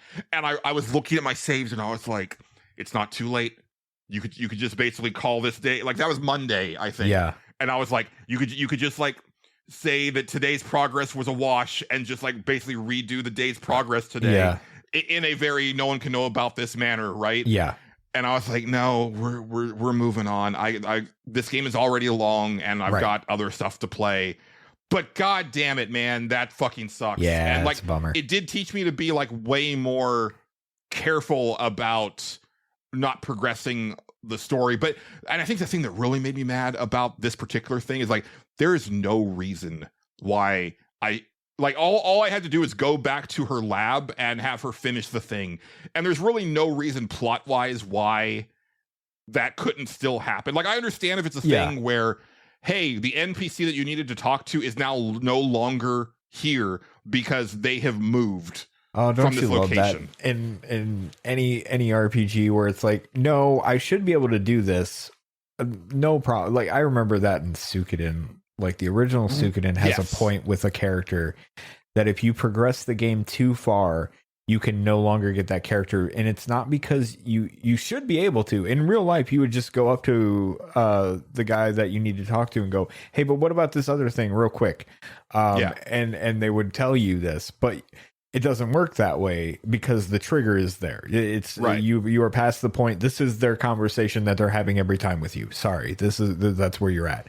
And that's unfortunately just like old games design sometimes, like, I guess. And to be fair, the original Trails in the Sky is from like 2004. Yeah. Right. Yeah. So we're talking still like PS2 era, even though it's a PSP game, but yeah. And I get it. And again, the remake does a lot of good stuff to help with this stuff. And part of it is definitely on me, but it just logically didn't make sense to go all the way back to this town, when I knew when I knew that I already had like other quests to report in on anyway. I know. And it's probably just going to get worse like as the series goes, especially because like, okay, so this trilogy is being remade, but then the second arc is basically they just translated and brought out the older games, and then also Trails of Cold Steel is still done in, those games are like 13 plus years old, I think, at this point. Right. So they still have some of those older sensibilities. So I'll just have to learn to deal with that as I'm going forward in this series. But I do love the fact that, like, this came out last year. I forgot to mention this last episode. Yeah. This first remake came out last year. Yes, it did. The second chapter comes out this year. Oh, that's cool. Take that, Final Fantasy VII Remake. Exactly. Yeah. Right. And so the third one, like, I'm not expecting it in 2027, but probably by 2028. And it's like, so y'all completely, and keep in mind, these are 3 separate games that they've remade. Yeah. 1-to-1 that are coming out in the time frame that it took for them to go, less time than it took them to go from Final Fantasy VII Remake to Rebirth. And again, they're splitting a single game into 3 ginormous games that didn't need to be that ginormous. Right. Square needs to really take a hard look at what they're doing and change some shit. I guess on that note, I know you don't care, but they had a Dragon Quest Day thing. I've seen that. Yeah. And the big thing was that they re-announced Dragon Quest 12, because originally Dragon Quest 12 was going to be taking things in like a different direction. It was going to be like a more mature type game. They were talking about possibly doing a more actiony type of gameplay or whatever. Oh, that's kind of weird. Yeah. And like Dragon Quest has always, like, fans have always resisted any type of change to that series. Yeah. I used to make fun of that because I was like, but look at what Final Fantasy is doing, where like every game is different. Like, don't you want that? And now I'm kind of in the other camp where it's like, no, I kind of want these to feel like comfort food now. Right. That's its thing. Yeah. And they introduced they showed the new main character. There's been like a lot of like kind of debate on whether people like the design or not. Sure. My only complaint about it is I don't know who the artist is, but the artist is trying to do Toriyama. Yeah. And I think that's the wrong way to go. I think in the interest of and maybe people feel differently. Maybe people would feel that this is not in honor of him. Personally, I think the way that you honor Toriyama's work on 40 years of this franchise is that you let that stand. Yeah, I agree and with now you. that he's gone, you don't try to emulate what he did. Do something. I think you it'd be get really someone new. Interesting to go a new route and Yeah. you know have a new person take a crack at it. You know. Yeah, and I was thinking, like, I know the creator of My Hero Academia is like a big, they're a big like Final Fantasy fan. Like I've Sure. seen their art, their fan art of Final Fantasy 9. Yeah, I could see that. That'd be an interesting bit for character design and stuff like that. Yeah, that'd be really fun. I think what you do to honor the legacy is that you do get another like manga creator to come on, but you just and let them take, like, obviously, like, a lot of the monsters have been designed, right? Yeah. But I would like to see their take on those designs. Yeah. And that's kind of the only thing that I'm disappointed in this new re-reveal. And I guess the other thing is that, like, basically they had to scrap what they'd already been working on. And it was like, it's already been, I think, like 4 or 5 years since they announced it originally. So that game's not coming out anytime soon. Yeah. That's yeah. But no, I wholeheartedly agree with you. Honestly, I think it'd be interesting to see that franchise through a different lens. You know, if you're doing a Dragon Ball related thing, I totally get the concept. Yeah, of you have to at that point. Like I feel like that's a different thing. Yeah, I agree with you there. Because it's kind of in that unit. Although I don't know, all the Dragon Quest games are in the same universe or no? I don't know. I'm unfamiliar. Some of them are. Okay. I know think like the all first of them couple are. Yeah. I think basically I think they go in trilogies. So those first 3 are definitely all in the same world and around the same time frame. Sure. And then I want to say 4, 5, and 6. They're also kind of a piece, and they're kind of related, but they're not like Zelda where it's always in Hyrule. Right. If that makes sense. Gotcha. Yeah. But it's also not the Zelda thing of or the Breath of Fire thing where it's the same character just kind of reincarnated every time. Like it's always a different character. Yeah. Yeah, I really would love to see like a totally different take on it. And I was also thinking, you know, along as I've been playing Trails, where it's like it's a game that is not ashamed of its anime roots, and it looks very clean. It's not a I say simplified, but what I mean by that is like they're not going for hyper real. And I was thinking the other day is like, man, what if the Final Fantasy VII remake was just a single game? And the art style was literally just Nomura's actual line art, because they've never actually translated his drawing style into a video game. It has always been, hey, here's his concept art, just like with Amano, right? Yeah. Here's what Nomura drew, and then we have rendered that into 3D and then made it as realistic as we possibly can. Sure, yeah. And that's obviously gotten more realistic as the technology has gotten better. But it's like, but what if it just looked like his art? Yeah. I would actually be really down with that. I think that would look rad. Yeah. Yeah, that'd be fun. That'd be all right. Yeah. Yeah. I bought a bunch of Final Fantasy, but like it's called like the Ultimania stuff or whatever. Yeah. I mainly bought it because I was like, it was like, oh, we have like the concept drawings and stuff in here, and I was like, okay, yeah, no, I'm really interested in that stuff. That's it's really fun to go back through those like original like character designs and see how like certain ones are way different from like what is actually in the game and all that stuff. But yeah. But Amano's art is really awesome. I always loved it. I've been saying it for years.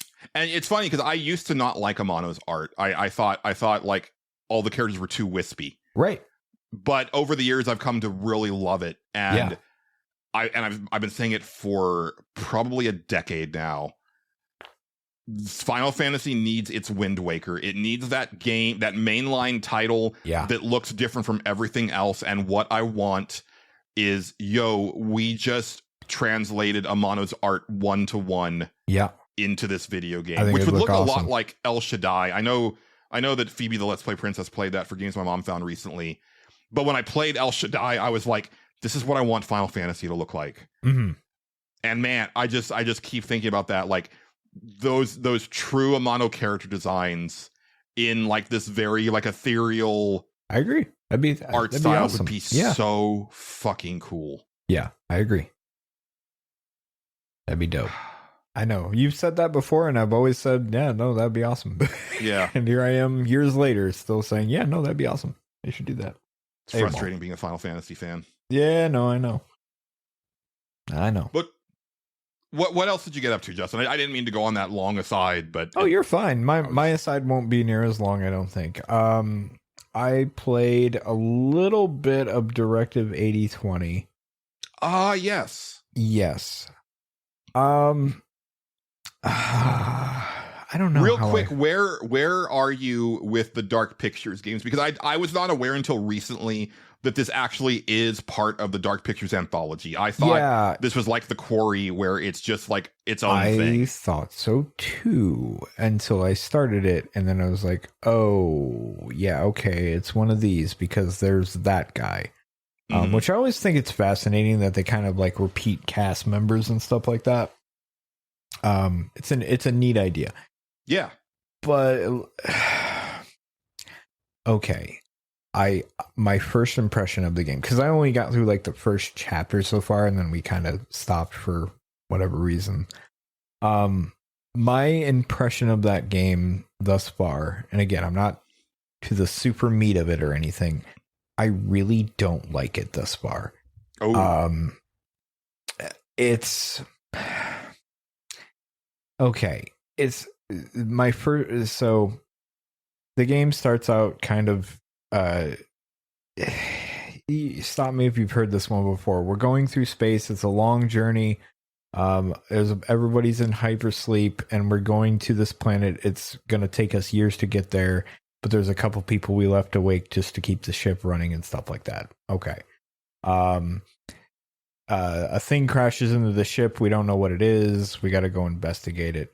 And I'm like, okay, yeah, no, all right. This is a good way to go here. This is typical space horror type stuff. And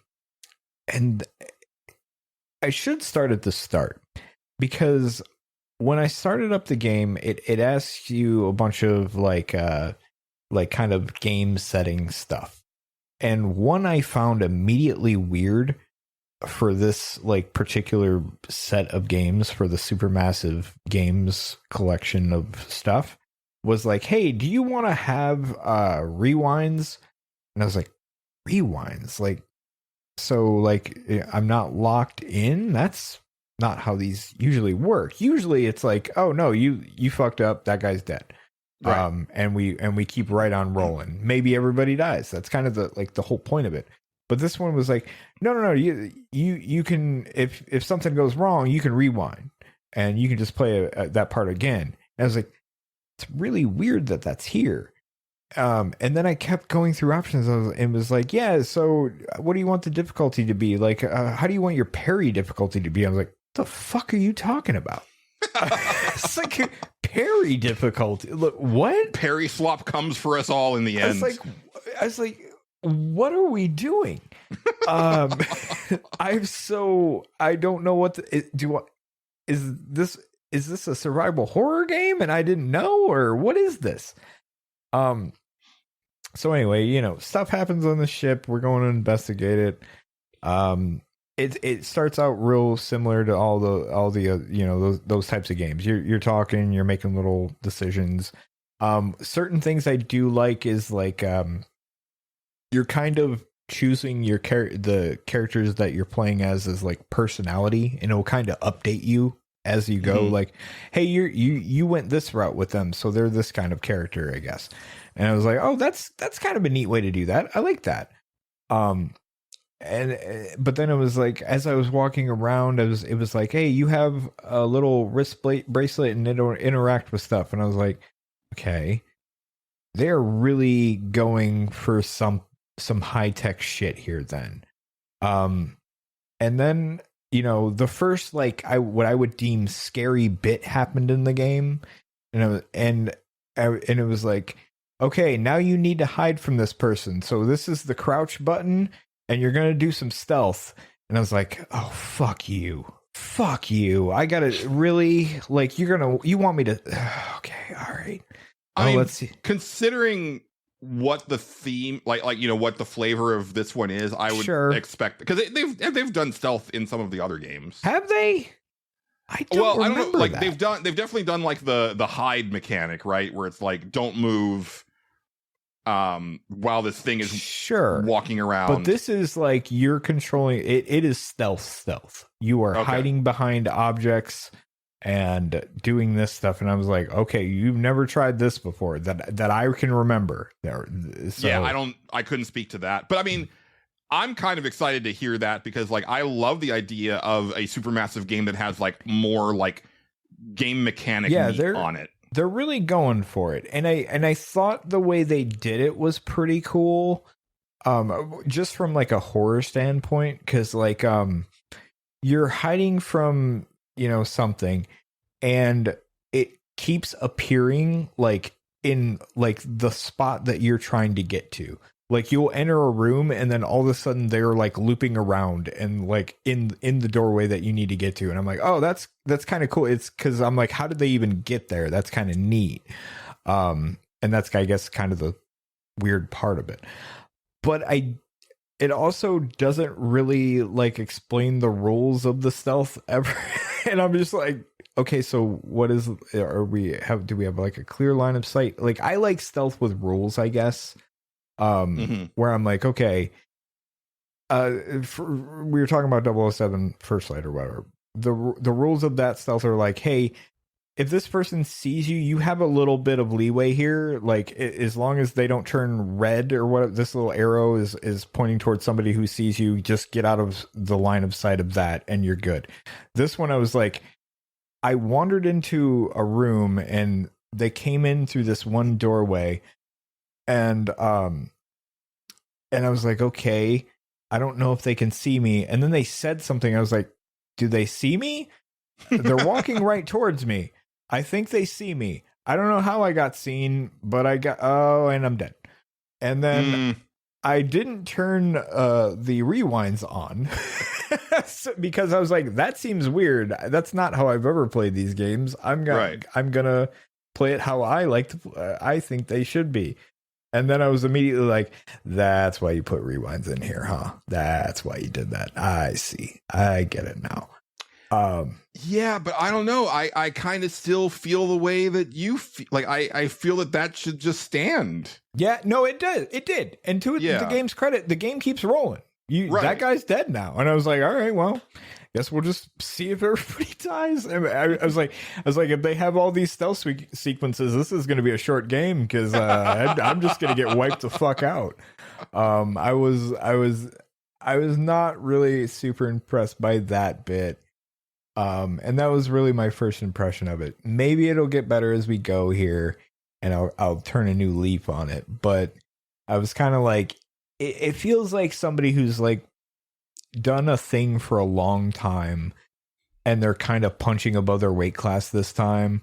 And I don't know if they're quite ready for that yet. Like, it feels like I respect the hell out of it, though. I love when developers try that. As soon as it kicked in, like, yeah, there's stealth, I was like, all right, yeah, we'll do some stealth. Fuck it.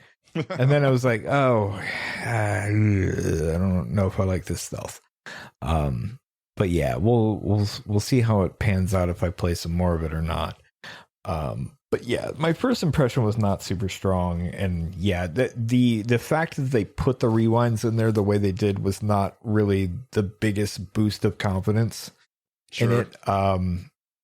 Because I was like, oh, I feel like you definitely put this in there because you knew people were going to get upset when they got killed in a sequence like that. Yeah. Which I won't lie, it was. So yeah. I will say that I've heard from multiple podcasts that the game starts off kind of weak and then it does get better after that. So yeah, you might just be in that part of the game that is not, for whatever reason, jiving with people. But it seems like if you stick with it, like there's it might get better. Yeah, stuff to enjoy. It's very possible. Very possible. Yeah. So yeah, we'll find out if we continue with it. Who knows? Yeah. Yeah. Anyway, that's Directive 80/20. Like I said, I haven't played too much of it, but my first impression was not the greatest. Yeah. And that's where I stand on it. Yeah, there's a lot of shit that has come out that I'm interested in, and also, obviously, like, First Light is a big one, and yeah, it looks, based on how things are going, I might be able to roll up on here next week and be like, yeah, I finished First Light and Trails in the Sky, because it's possible. I didn't realize that I was that far along on Trails of the Sky, right, yeah. And I can't imagine that First Light is, like a significantly, I'm expecting it to be about a Hitman game. That's kind of what I'm thinking too. Yeah. Yeah. And I mean, granted, like I've put a ton of hours into Hitman, but that's just because. Sure. But that's because you replay levels over and over over again. But first time through, it's like every, because like especially that first game, right? It was what, like 6 missions, and they were each about like 1 to 2 hours each. Yep. So, and I've put 6 hours into this one so far. I'm kind of expecting to be around 15-ish hours. That sounds reasonable. Yeah. Yeah. So we will see. But then I'm kind of interested in that Lego Batman game, because I'm hearing it's basically the next Arkham game. Sure. They even got like ex-Rocksteady people to work on it. Nice. So okay. It's got like actual DNA from the Arkham series in there. Okay. And it's not just like paying lip service to it.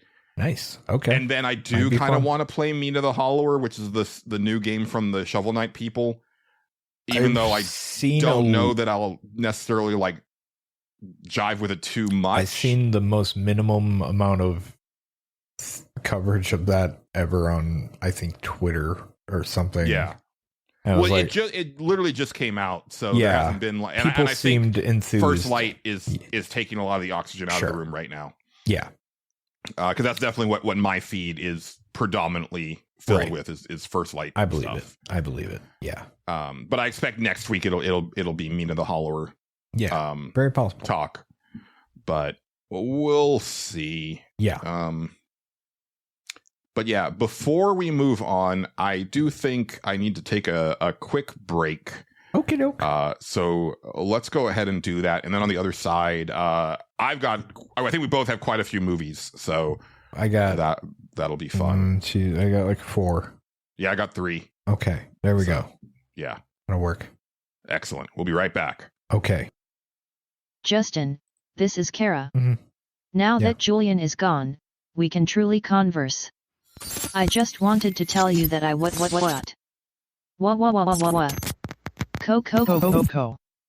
And I mean that. What? Okay, that was fair. You Coco? I don't. Are you the co-host? I don't know. I can't. Oh, this is Julian's mess. I'm gonna let him clean that up. I'm just gonna let him clean it up. I don't know what's going on with that, but we'll let that go. Yeah.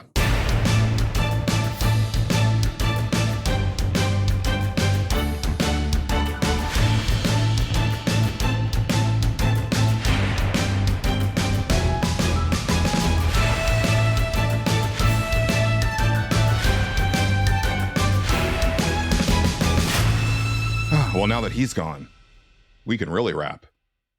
He's usually back before me, but it's just us now. So yeah, I've gotten into a blockies situation. I'm addicted to Transformers blockies model kits. I actually rearranged my office to accommodate more blockies, and there's different classes, right? There's like the Galaxy class, which are like basically they're the size of like the 80s G.I. Joe figures. Then you have your action classes, which are a little bit bigger and a little bit more detailed.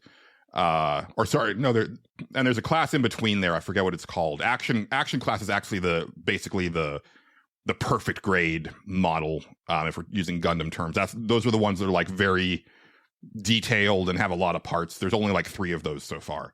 But they also have Defender class figures, which are little chibi style model kits of the Transformers. They're a little bit over an inch tall. They're really cute, but a surprising amount of detail for how small they are. But one of the things that they've done recently is they started doing vehicle modes in the Defender class, where it's literally just like this is the car version of this Transformer. And I had bought like just a couple Defender boxes like back when I was in Colorado, and in that I got one of the Constructicons in vehicle form. And what they did, and it's super insidious but also genius, is if you get all 6 of the Constructicons in vehicle mode in the Defender sets, and they're spread across 3 different sets of Defender line, and then you buy a separate Devastator kit, you can combine them into a little Devastator figure. And I didn't do this intentionally, but I had bought a box of Defender figures. And in that series, I got like 3 of the Constructicons, and that gave me a total of 4. And basically what ended up happening is I was like, well, I may as well get the other set so that I can make Devastator. I wasn't intending on doing that, but God damn it, they got me. And so that came in today. I'm opening it right now. Let's see who's in here, because this is good content. We've got Brilliant Bumblebee, Glittering Ironhide. We've got Optimus Prime, and there's also like there's like 2 chase variants that you could potentially get. There's Optimus Prime 100% firepower, but that's only 1 in 144 chance. Special Galaxy type Optimus Prime, that's a 5 in 144. So I know I'm not getting either of those. I'm never that lucky. Prowl, Glittering Bumblebee in vehicle mode, but it's based more on the Transformers animated version of Bumblebee, so it's not the VW Bug. Optimus Prime vehicle. And then Special Galaxy type Megatron. Oh, that's another chase. And also Megatron fully armed. So I don't expect to get either of those. But there's also just a regular Megatron in here. There's a Thundercracker, which is cool because I already have Skywarp and Starscream in this size. So that's neat. Scavenger in robot mode.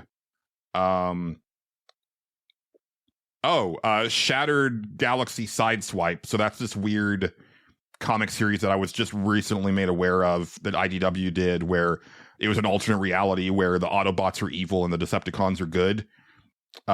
So basically that's the evil version of Sideswipe. Also Thundercracker in vehicle mode, and then Scavenger in vehicle mode, which is like the final one of the Constructicons that I need to form Devastator. So I'll be getting that extra Devastator pack, and then I will merge for the kill, which is a reference to the Transformers, the movie. These things are really fucking cool, and I love them, and I can't stop buying them. I need to build my action class Megatron, because basically what I've decided to do is I have individual shelves on top of these Calyx shelves, and they're going to be the Optimus and Megatron platforms, because there's so many different they make so many Optimus and Megatron figures in these model kits. And I was like, at first I was like, that's too many Optimuses. Like I already have like 5.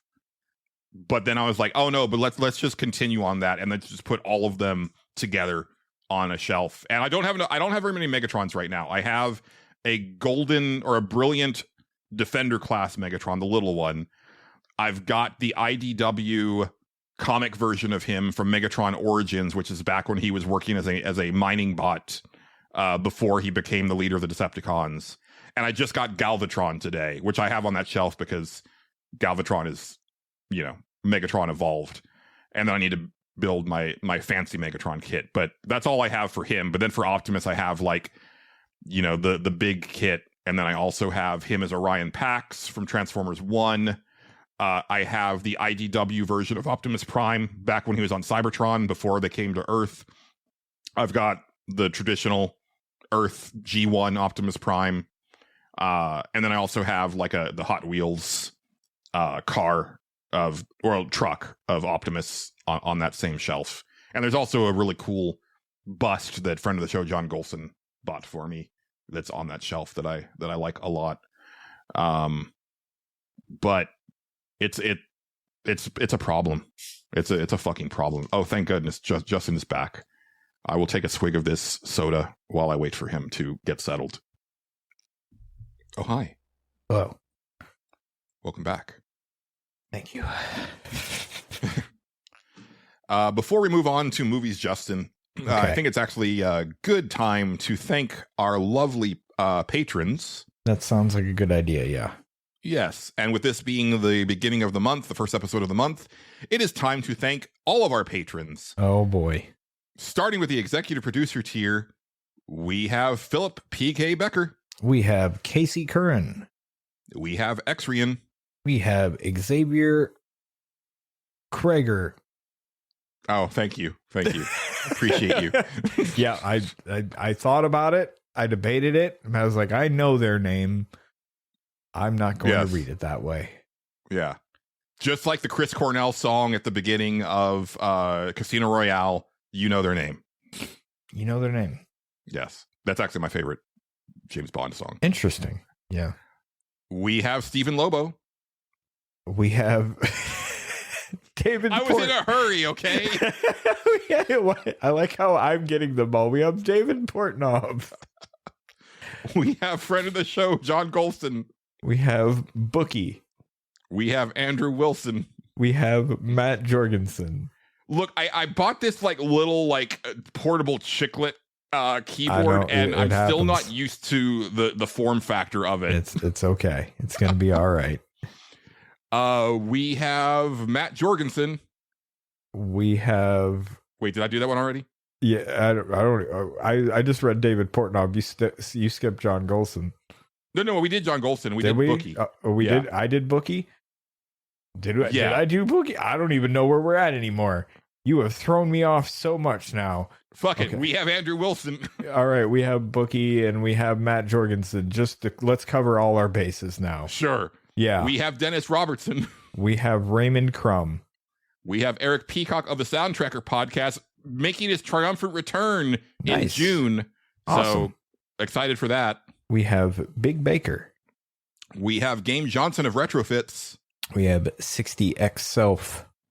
We have Addy XD. We have Dr. Delicious. We have Bill Tucker of A Gamer Looks at 40. We have Blaine Thea. And last but not least, at the executive producer tier, we have the Let's Play Princess of Nerds a Broadcast. And at the associate producer tier, we have Weston of Big Nerd Gaming. Yes, Big Nerd Gaming Podcast also back. And he now has a crew, which will probably help him with getting the show out on a regular cadence. So that's cool. He almost fell into the trap of I'm going to start a podcast and I'm going to do a few episodes and then I'm not doing the podcast anymore. But no, he's doubling down. So good on you, Weston. Good for him. You read. Oh, sorry. And we have Daftman. Okay. All right. And at the key grip tier, we have Theron. And at the free tier, we have Flex Luthor. We have Jake Smith. We have Lazy Bokes. We have Aristocratical Chic. We have Joshua Moncrief. We have Reese Duff. Yes. Thank you, everybody, for supporting the show. Even at the free tier, it means a lot to know that y'all are kind of aware of what we're doing and checking us out. Absolutely. Yes. I think I'll kick off the movie section, Justin, because I saw 3 movies in the theater. Okay. Since That's last more we spoke. theater time than I had. So yeah. Yes. Starting with I Love Boosters. Are you aware of this movie at all? I was going to say, never heard of this movie in my life. Excellent. Yeah. Okay, so for people who have not heard Cinemorons, last month I told Justin when I made my pick, I was like, God damn it, I also watch weird shit. It's not just you, Justin, because so far all of the picks for my picks on Cinemorons have been either very mainstream or it's been stuff that's kind of personal to me, but not necessarily like anything out like off the wall. All of Justin's picks have been like weird and off the wall, and just what I like. I guess with the exception of like The Crow, right? Like The Crow is probably the most mainstream thing. That's a pretty mainstream one, yeah. Yeah. And so I picked Magnolia, which is not as weird as I remember it, because I watched it last night. Sure.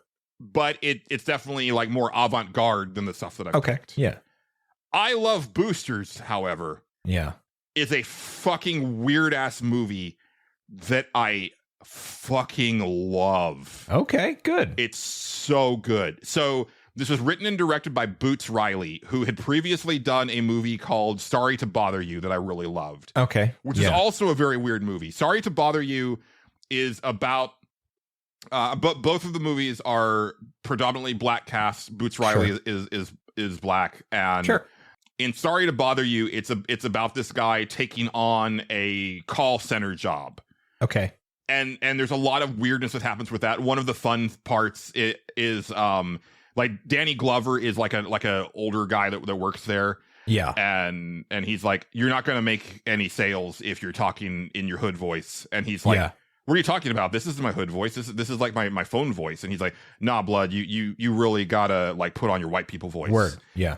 And so and what it is in this movie is that they overdub all of the black actors with like white actors when they're talking on the phone to customers. Okay. Yeah. And dude, there's like some weird ass shit in there. I remember there was something with like kangaroo men in that movie at a certain point. Like the suits are actually like hybrid kangaroo things or something like that. It's a fucking weird movie. Right. I Love Boosters makes Sorry to Bother You look like the most pedestrian shit that you've ever seen. Okay. The concept of the movie, there's this group of women that are boosters, which is they go into department stores and like high-end clothing stores. They cause a distraction. They shoplift as much of the shit as they can get their hands on. Right. And then they resell it to the community at like super discounted prices. Sure. Right. I saw an interview with Boots Riley after watching the movie. And now he's like one of my favorite directors. I just loved his vibe. But he said like, yeah, when I was coming up as a rapper, I dealt with a lot of boosters because it's a field where you got to look a certain way, but I didn't have the money to look that way.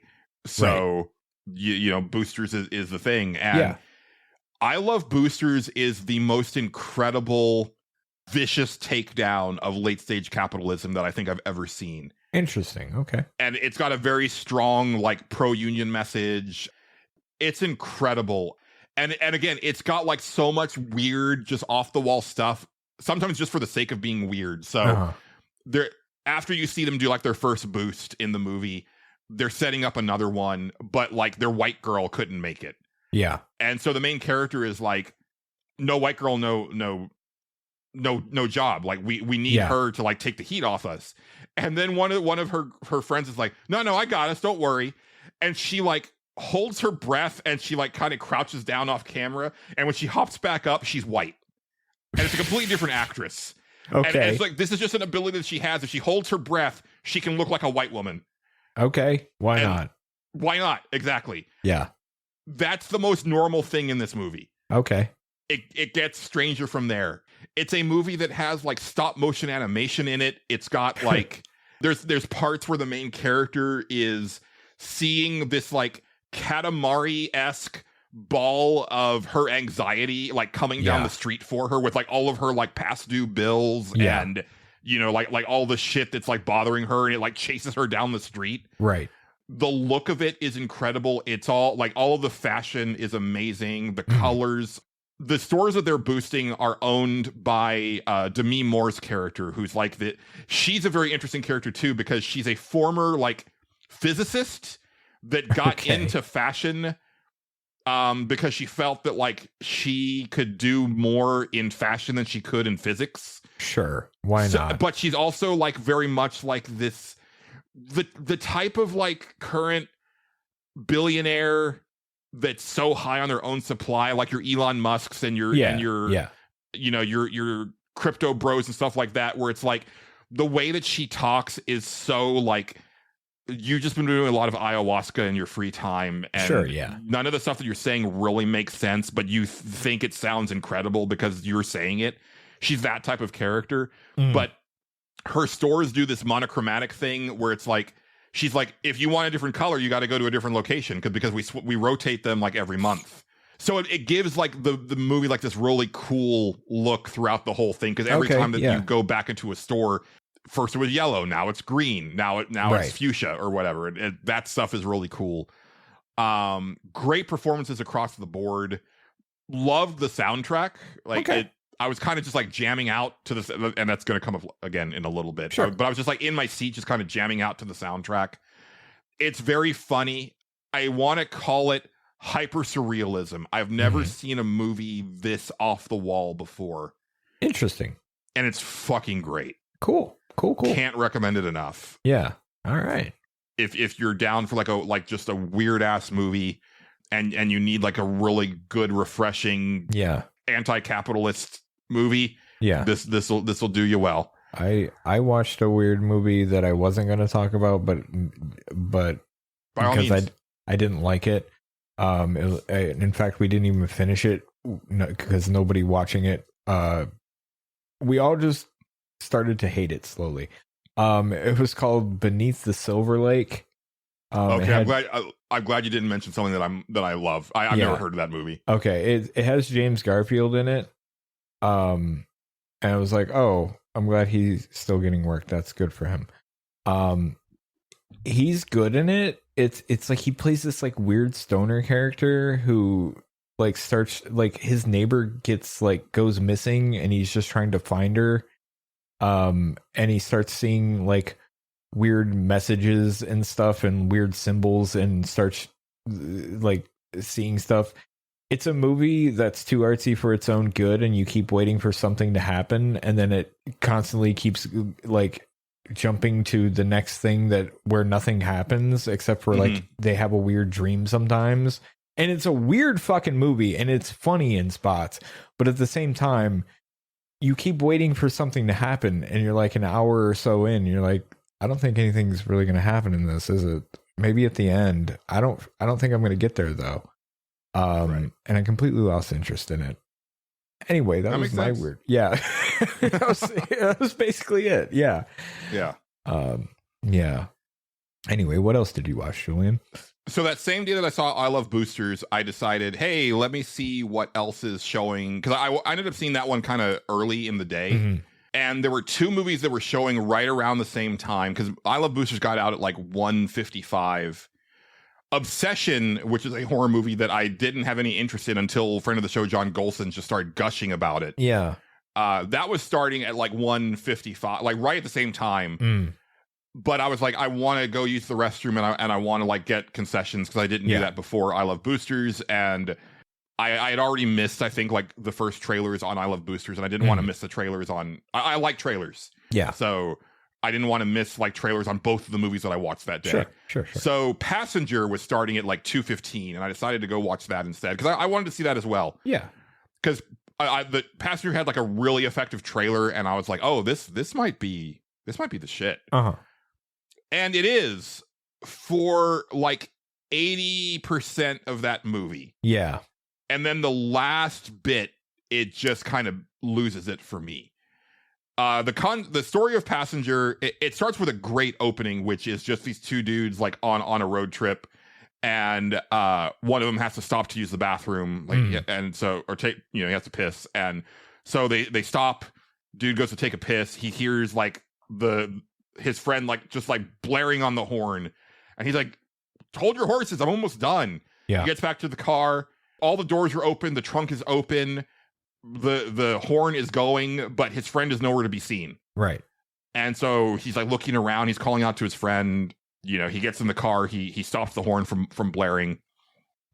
doesn't know what to do. Radio goes off randomly. He has to turn it off. And then all of a sudden, his friend just like lands on the windshield. Okay. Breaks the windshield and says like, help. And then gets dragged into the woods. Okay. So dude just fucking books it, right? Yeah. Broken windshield and all. He's just like flying down this like stretch of road. Keep seeing this dude on the side of the road. He passes him and then sees him again and then sees him again. And then all of a sudden the dude's in the car and then we were off to the races. That was actually the trailer, the first trailer I saw for the movie. I kind of, It was just the cold open of the movie. Very effective. Right. And so, yeah, basically the concept is that if you stop on this certain stretch of road, the passenger will attach himself to you. Okay. And then kind of dog you until you're dead. Right. And the movie revolves around this new couple that are doing the RV life thing, right? Like they were living in New York. They had like, you know, apparently high paying jobs and they got an RV and they're doing the RV thing. It has one of my least favorite tropes in anything with a couple, which is that it's very obvious pretty early on that this is all the dude's passion. Yeah, right. He wants to do the RV life and she's just along for the ride because he's so passionate about it. And it's extra sucky because you learn that like, oh, she moved around constantly growing up and she never had like a stable household and that's all she's ever wanted. Right. And his thing is like, what if we didn't have a house at all? Yeah. Let's just live like this. And it's like, and he's shocked when she's like not into it after a while. And it's like, I fucking hate people like you. That's neither here nor there. Right. Once they come across the passenger, it's really good for a while. There is a scene in a empty parking lot that is done. It's like probably a good like 5 to 8 minute long sequence of the movie that is paced so well and it ratchets up the tension so well. And I was like, oh man, this might be something really special. Yeah. And then it kind of like it never reaches that high again, but it does some good stuff and okay. But it's one of those horror movies where it's like it gives you kind of a lore dump that it didn't need. Yeah. Yeah. And also this character who's been on the road for a really long time kind of tells them what the solution is to their problem. And it's like there's no way that would be like, no, that's the stupidest shit. And like even just them getting to the solution, like they have to travel there and it's like, no, this is, and it was such a bummer, man. Like I was really into that movie, like I said, for about 80% of it, and then it just really beefs it. Think of how to land the plane, yeah, and it really doesn't land the plane. I mean, it has an ending. Everything is most things. I'm sure everything has an ending, except for like TV shows that get canceled. Yeah, well, not their fault. Yeah, but yeah, man, I don't know what the solution would be, but I feel that anything better than that. Yeah. Like the only way it could have been worse if they did like the Last Exorcism ending, which is, hey, go to this URL after the movie to see what happened. Oh, that's the worst. Oh, that's like Final Fantasy IX guidebook levels of not good. Yeah. Oh, that's awful. And I saw that in the fucking theater, dude. Oh, I'd be so pissed. Yeah. Yeah. Oh, that's bad. That's really bad. Yeah. Oh, man. But that's Passenger. And then the last thing that I actually saw with friend of the show, John Gholson. I went to go see The Mandalorian and Grogu. Okay.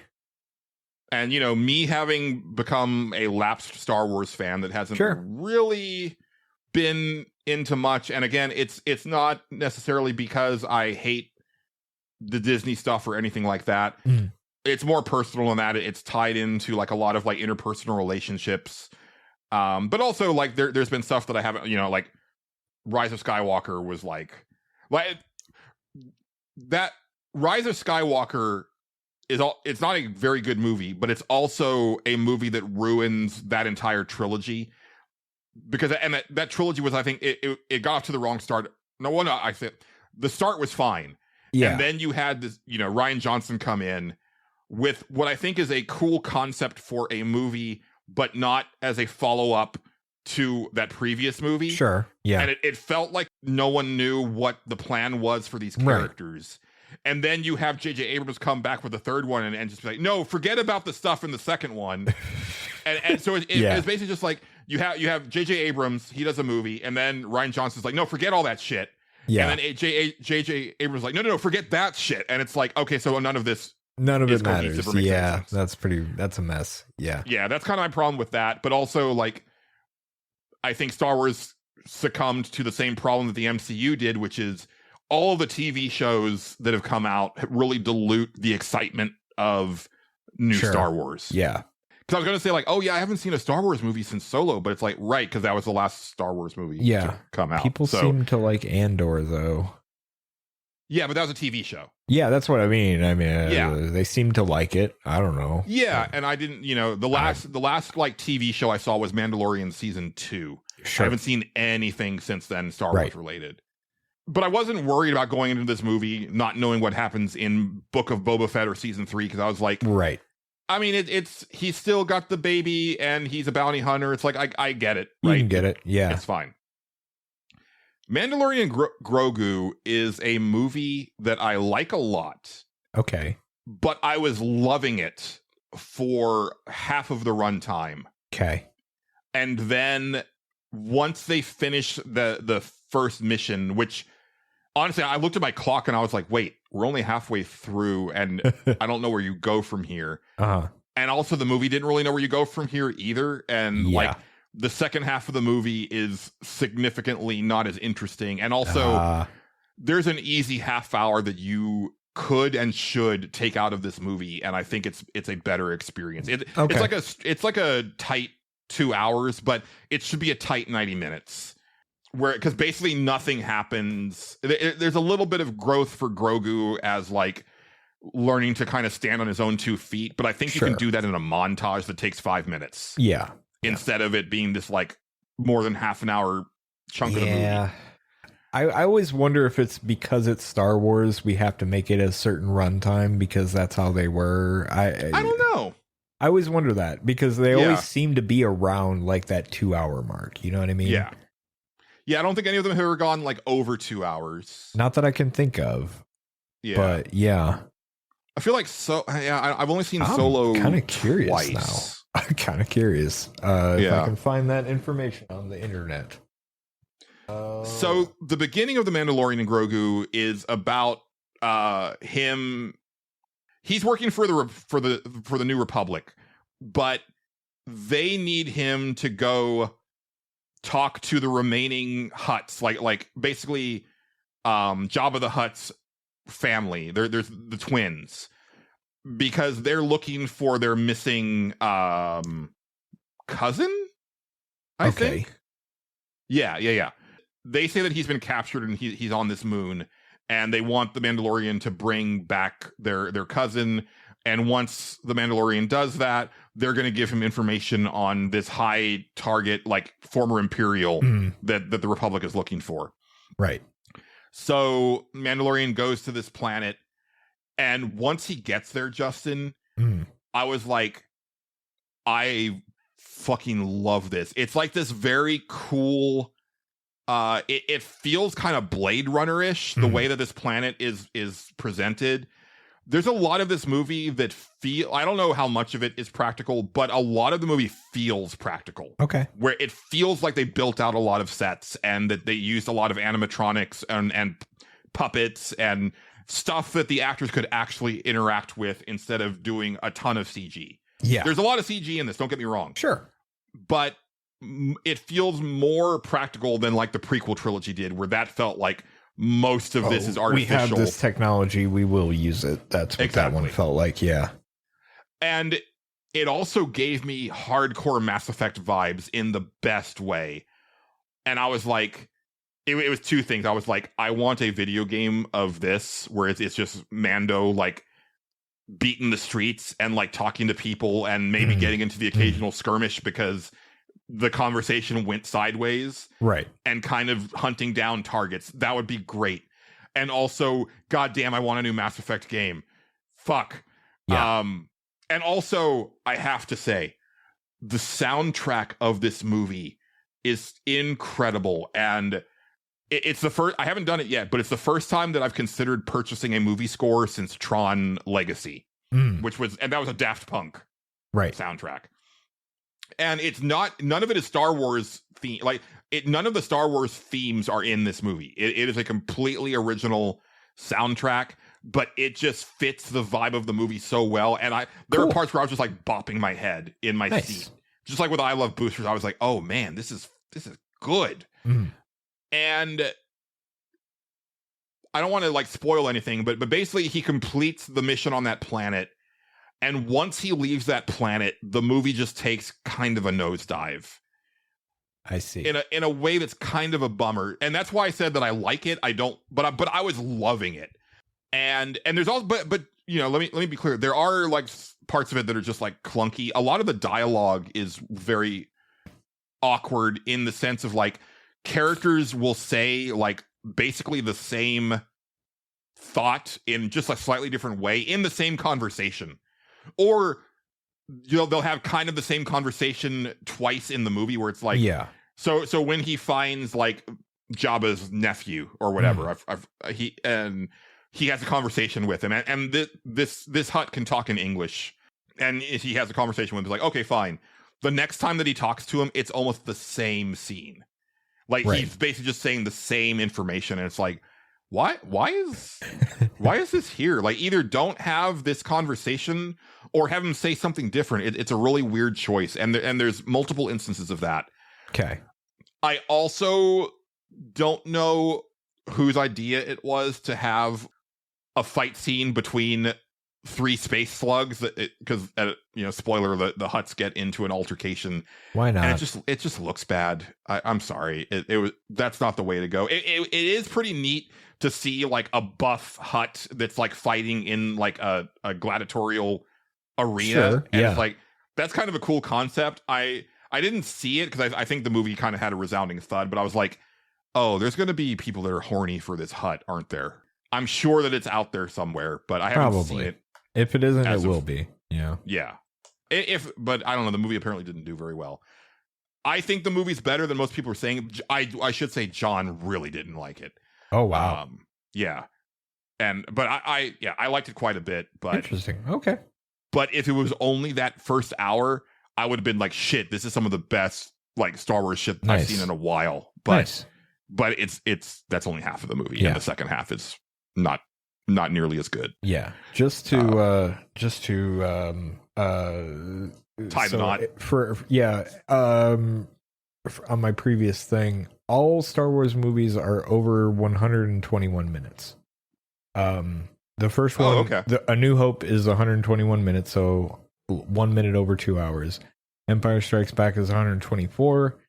Return of the Jedi 131, and it goes up from there. Rogue One's 133, Solo's 135, Phantom Menace 136.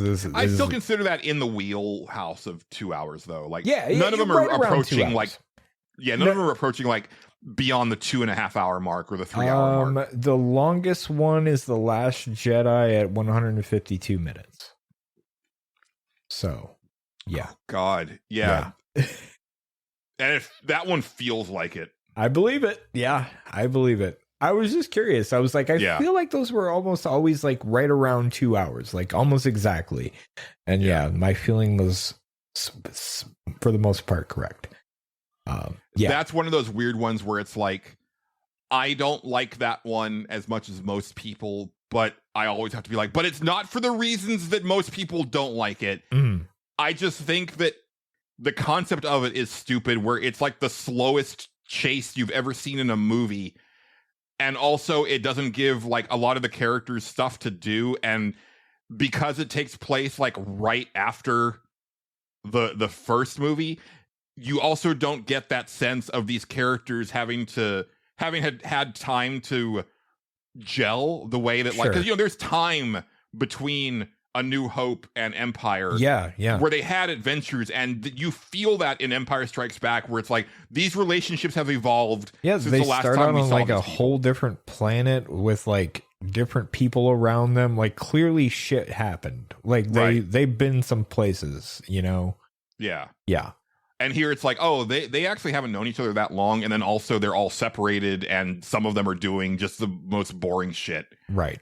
So that kind of sucks. Interesting. Yeah. But you know, the stuff that it add, like I like the concept of like Luke being like over it, and you know, kind of almost saying like, yeah, it was kind of a mistake to bring the Jedi back. Maybe we just leave this in the past. Like that stuff is cool. I love the concept of Rey being nobody, and then I really hated that she's ends up being somebody by the end of it, because like no, like not everybody has to be connected. God damn it. Right. Yeah. No, they really don't. But those are all my movies. Okay. Thank you for your time. I too watched movies. I don't know where I should start at. I guess I'll start with the theatrical movie that I went and seen. I went and seen Mortal Kombat 2. Yes. Yes, I did. Excellent movie. That movie was awesome. I loved it. Yeah, you said when you were talking about it, where you ranked it in your all-time video game movies list, and I can't remember where it was exactly. Well, no, not all-time video game movies, but I think I might like it more than the 94 Mortal Kombat That's what it was. movie. I couldn't remember exactly what it was.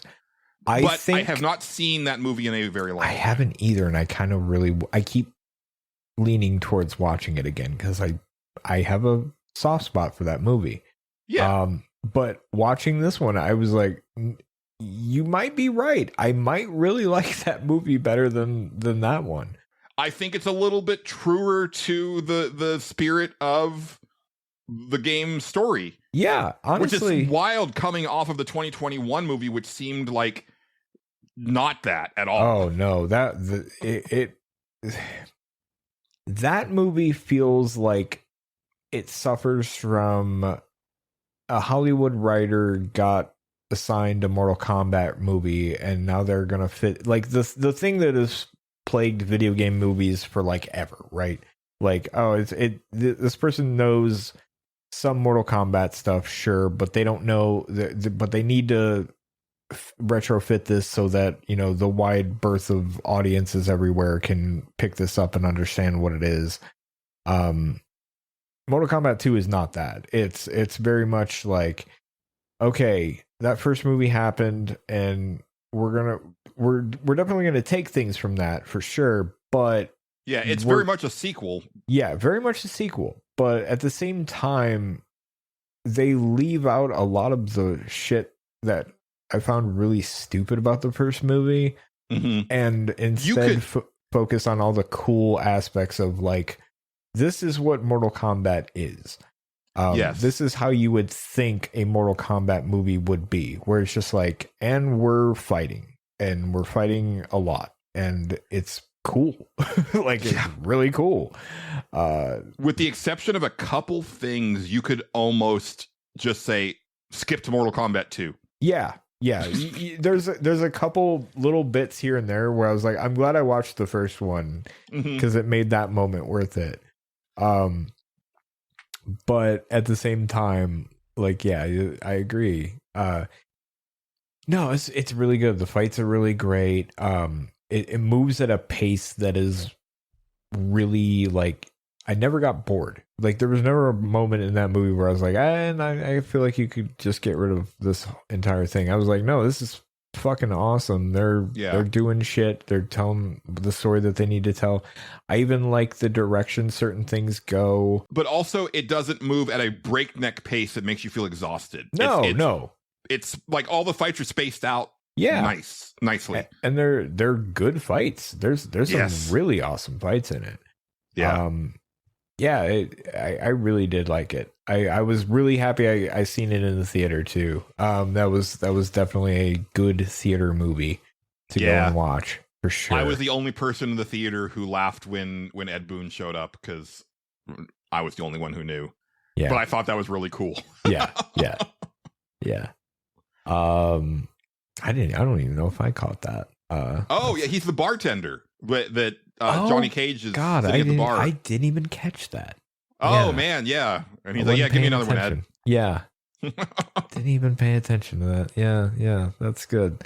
Yeah. No, I loved Johnny Cage. I loved the kind of seeing the whole thing through like his lens and stuff like that. He was a really, really fun character too. Like that's a great Johnny Cage depiction. So good. It's so good. I love the little snippet you get to see of like his old movie. Like it's just the right level of cheese. Yeah, it's perfect. Yeah, great movie. Great movie. Yeah, if you haven't seen absolutely. it, by all means, I highly recommend. It's a great video game movie. It's just even without the video game movie part, it's a really good movie. It's really fun. Yeah. And we don't get movies like that very often, like just like a really good like martial arts flick anymore. Yeah, exactly. Yeah, and it's one of those like we're getting 2 this year because we're getting Street Fighter as well. Yeah, I really can't express this enough. It has, I don't see it in like too often in movies anymore where they're unashamed of using like wires to do stuff. Right. You know what I mean? Like we moved in a direction when it comes to like fight scenes. Like even the first Mortal Kombat, I meant to mention that when I watched it. I was like, the one thing I want to talk about is like how like they actually are using like wires and doing shit like the old martial arts movies that I remember, a lot of them. Mm-hmm. Because I always thought that was really cool. They do that. They do that stuff in a. I don't know. It's like almost like a lost art form. It feels like now to use that stuff anymore. Like we got into this whole like no, the fights need to be grounded in reality type thing. And I'm like, no, but what if what if they just like were flying all around and doing crazy shit? Like that's awesome to me. That and also we got into this mode, and I mean it was before this, but I really feel that Batman Begins was like, oh, this is now the way that this is going. This is the way it's done now, and it's stayed that way for a while. Which is, we're gonna zoom in so close on this fight scene that you can't tell what the fuck is going on. Yeah, because it allows us to edit around the actor not necessarily being all that great at the fighting. Yeah, but also it makes it more visceral in your face, and it's like, yeah, but I can't see what's going on. No, yeah, it feels like the WWE guy. Kevin Dunn got a hold of this, and now we can't tell what the fuck's happening. Yeah, keep your finger off the switch, Dunn. Yeah, and I remember watching Captain America: Winter Soldier, which was the first Russo brothers directed MCU movie, and the intro to that movie has some of the best like fight choreography that I had seen in a long time up to that point. Yeah. And I was like, I don't know why these guys who made Community are so good at filming action, but they are. And it was nice to see, and it's nice to see us kind of pulling back from like, let's zoom out. Let's see what these people are doing. Yeah. Let's possibly get this entire like fight like this exchange in a single shot instead of editing it to shit. Yeah, I agree. Yeah, I wholeheartly agree. Yeah, because like you said, like the wire stuff was very much like an early aughts thing, right? It like the Matrix had it, and then obviously like we had Crouching Tiger, Hidden Dragon, and that kind of started. Yeah. You know, we started getting a bunch of those movies from overseas that were doing that, and then it just stopped. Like we just kind of went away, and I was like, oh, that's like you know, at some point something else came out and was the new hotness in action, and that's the direction we went, and. You know, sunrise, sunset, I guess. But yeah, it was just a good. I don't know. Every time I seen it, I kind of went, "Oh man, that's I like that they're doing that. That's good." Yeah, glad somebody is. But yeah, Mortal Kombat 2 was a great movie. I hope that Shiva is in the third movie, and I hope that Rhea Ripley plays her. It's not bad casting. I'm not going to sit here and lie to you like it is. That's pretty good casting. Yeah, that'd be rad. I mean. Your weird desires aside from it. Anyway. She was also one of my favorite characters to use in MK3. I don't know what to tell you. Hey, fair enough. No, she was pretty good, if I remember right. Her and Sindel were like my main characters. And then the new Sub-Zero also I was really big on. New Sub-Zero was fun. Yeah, he was fun. But yeah, Mortal Kombat 2, good movie. Yes. If they make more of those, I will definitely go see them. Let's see. What else did I watch? I only watched. Well, I watched one other movie. I'm not even going to mention. It was fucking boring as hell. Don't watch The Man in My Basement or whatever the fuck that movie was called. What a fucking shit show. It had what was it? The guy that was in 12 Minutes. Willem Dafoe. Willem Dafoe wasn't very good. It's just boring. It starts out really interesting and it has a really interesting idea, and then it just kind of like goes fucking nowhere. It's just like, right, yeah, okay. And anyway, I'm not even going to talk about that. I watched some fun movies. So this started out interesting. We were sitting around and Kim was laughing and I was like, "What the hell are you laughing at?" She was like, "Oh, I'm watching the Jumanji movie, the newer one." I was like, "Oh, yes. I always heard those were good. I would like to watch that." And she was like, "Okay, hey, well, I'll stop it here. Let's watch it later." Now the funny thing about that night is I think they were on Netflix or something like that. And I got on Netflix and I went to go find the Jumanji movie and I said, "Oh, hey, Anaconda's on here. We never watched that." And she was like, "Oh, I forgot all about that movie." I was like, "Yeah, I did too. You want to watch that instead?" And so we watched the newer Anaconda movie. I guess I think it's from the comedy with Paul Rudd and Jack Black. About them wanting to make a Anaconda reboot. It's not so much. It doesn't start out as an Anaconda reboot, if I remember correctly. They're just making a movie. Like that's is it Anaconda reboot? Because I don't. Yeah, because Paul Rudd's whole thing is like, "Hey, I got the rights to Anaconda. We always wanted to make an Anaconda movie. Let's reboot Anaconda." I don't think I've seen it twice, so like, okay, they might have. I just thought they were making a movie about a snake. No. It was like that's a big like. Well, I know at the end they're like, "But we don't have the rights to it." Right, like that spoiler. That's like the big point of conflict is that like he never had the rights to it, and all right. But he was like, "But you never would have done it if I didn't say that I had it and I wanted to do this," like type of thing. Yeah, that's fair. Okay, all right, now I get it. Yeah. Okay. No, it's a fun movie. That is a fun little movie. It's so fun, and it's also so like heartwarmingly pure. Like, yeah, I remember watching in the theater. Yeah, and friend of the show John Gholson, especially at that time, was having like a lot of frustration with the full-time acting thing, and I was like, "Dude, I'm taking you to see Anaconda," because a lot of it is just about like, hey, these guys grew up together, loving film and filmmaking, and things didn't go the way that they wanted them to, right?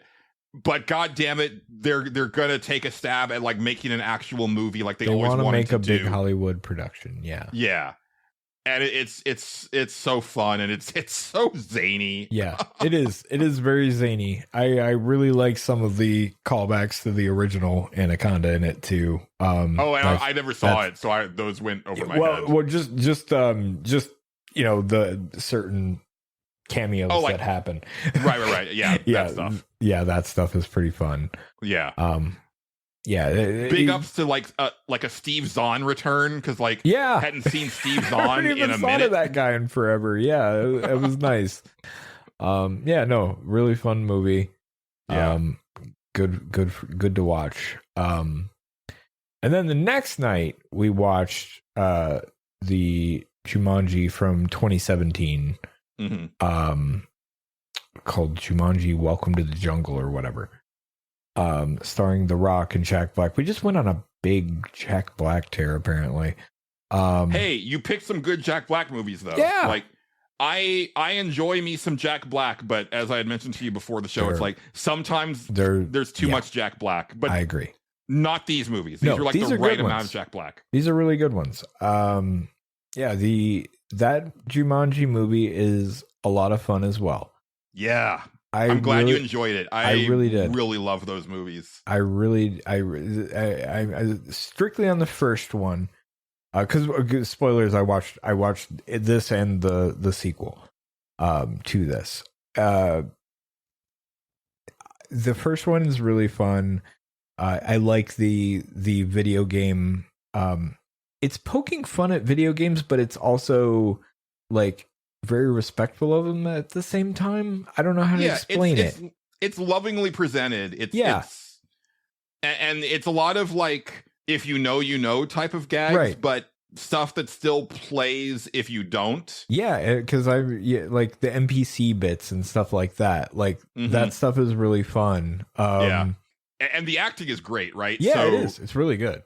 Like you've got the kind of skinny nerdy kid who ends up in the Rock's body, and so the Rock getting to play the Rock, but then also like act like he's not comfortable being the Rock. Like I thought that stuff was like, and look, I really like the Rock. Sure. I think for what he does it pretty well, and I think he has more range than people give him credit for.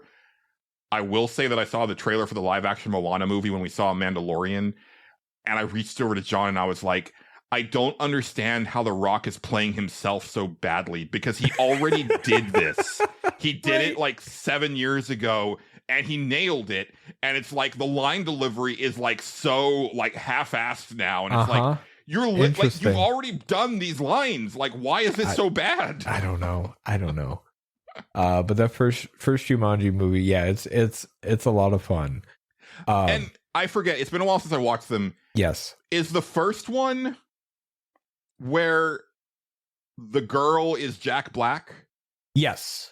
Okay, yeah, because that's great too. And that's some great stuff right there. Yeah.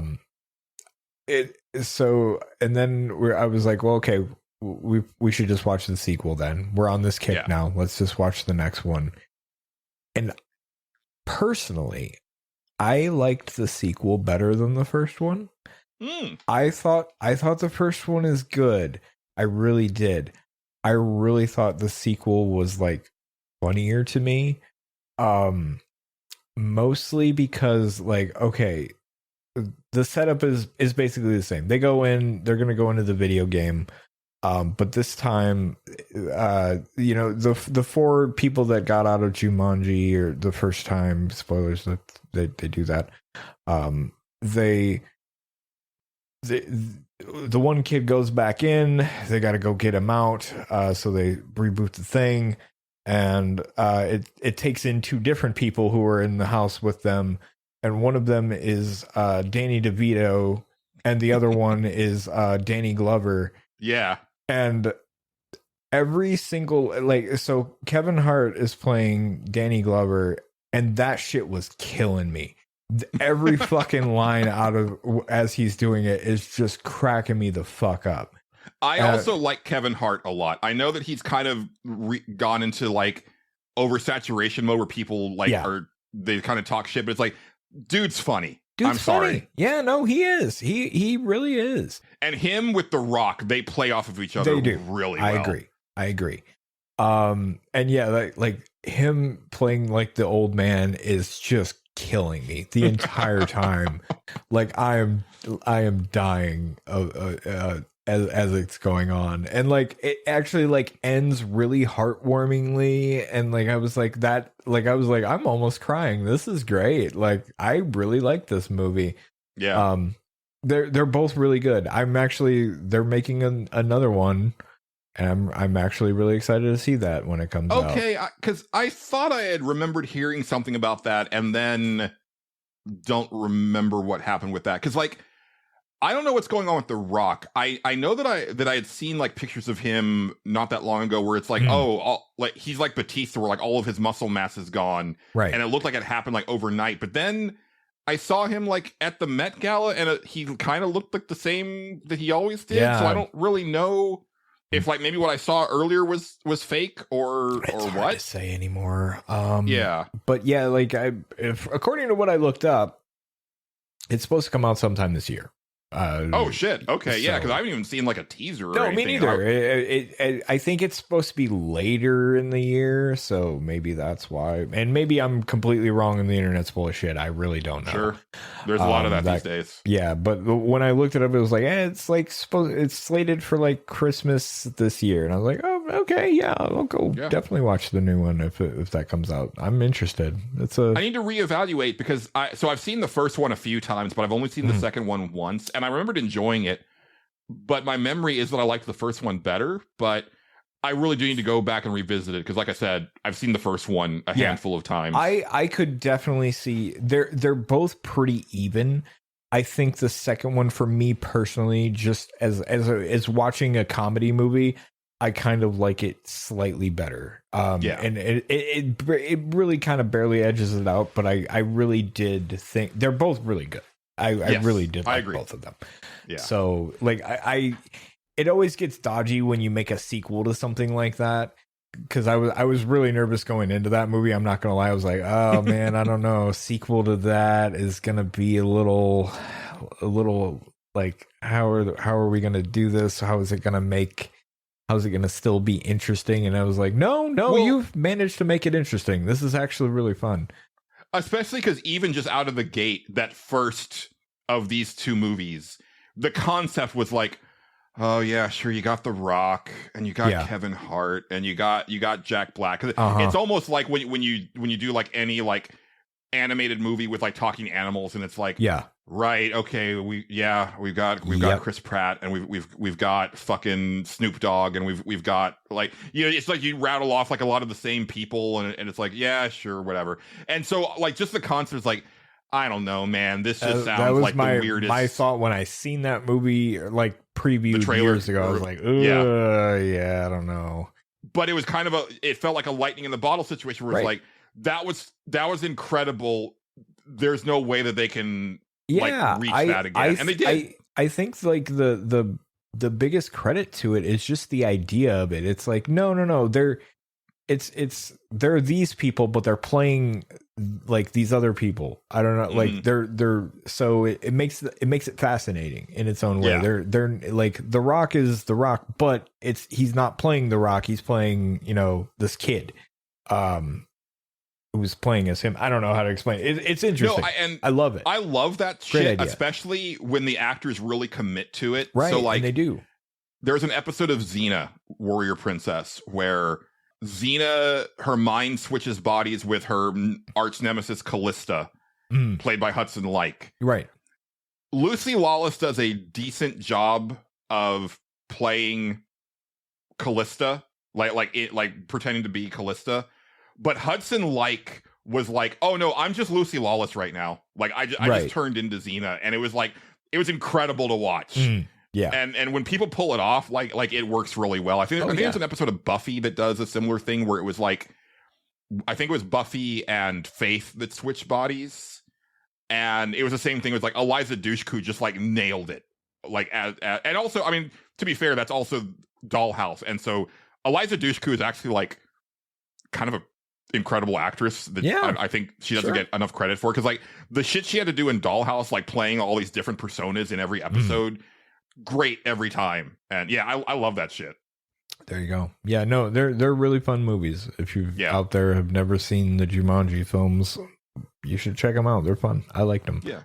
I'm excited they're still doing a third one, because I hope so. Yeah, I wasn't sure if that was happening, and I really would like another one. That's what I read. It has a name and everything, Jumanji Open World. So we'll see how that goes.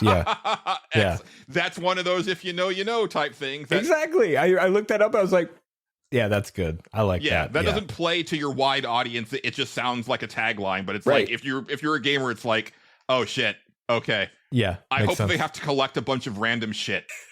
Yeah, that would be fun. Yeah. Absolutely. Or climb a tower. Yeah.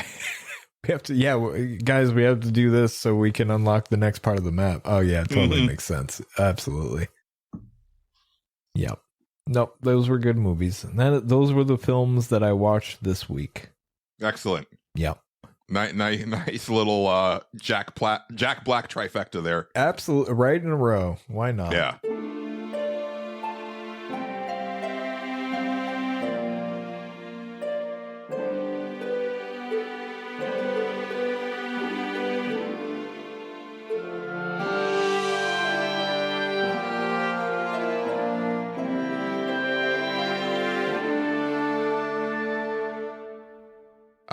Excellent. Well, before we get out of here, we'll take a couple CQC. Maybe we're not going to get caught up because I know it's getting a little late, and we have to do Cinemorons this weekend. So yeah. But if you have a comment, question, or concern, there's a bunch of ways that you can reach us. You can email us. The email address is thestageselectpod@gmail.com. You can comment on the public post on Patreon or YouTube or Spotify, or you can join our Discord channel, and there is a channel for CQC. Which are where all these are coming from. Once again, that's kind of the most popular place for these. 60X asks, what color is 3? Oh, I don't know. Yellow. Yeah. No, it can't be like a primary color. It should absolutely be a primary color. I don't think it should be. It should be what happens when you mix 3 colors. It should be like,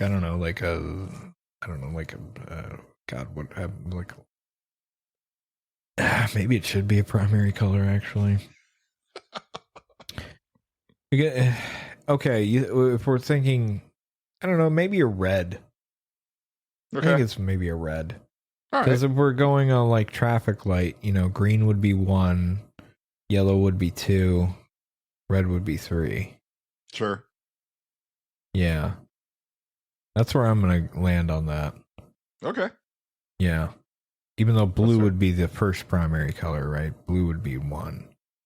So we would replace blue as True. 1. Yeah, green would not. Green is blue and yellow. Yeah. Yeah. Okay. That's what I'm going with, red. Okay. Fair. Yeah.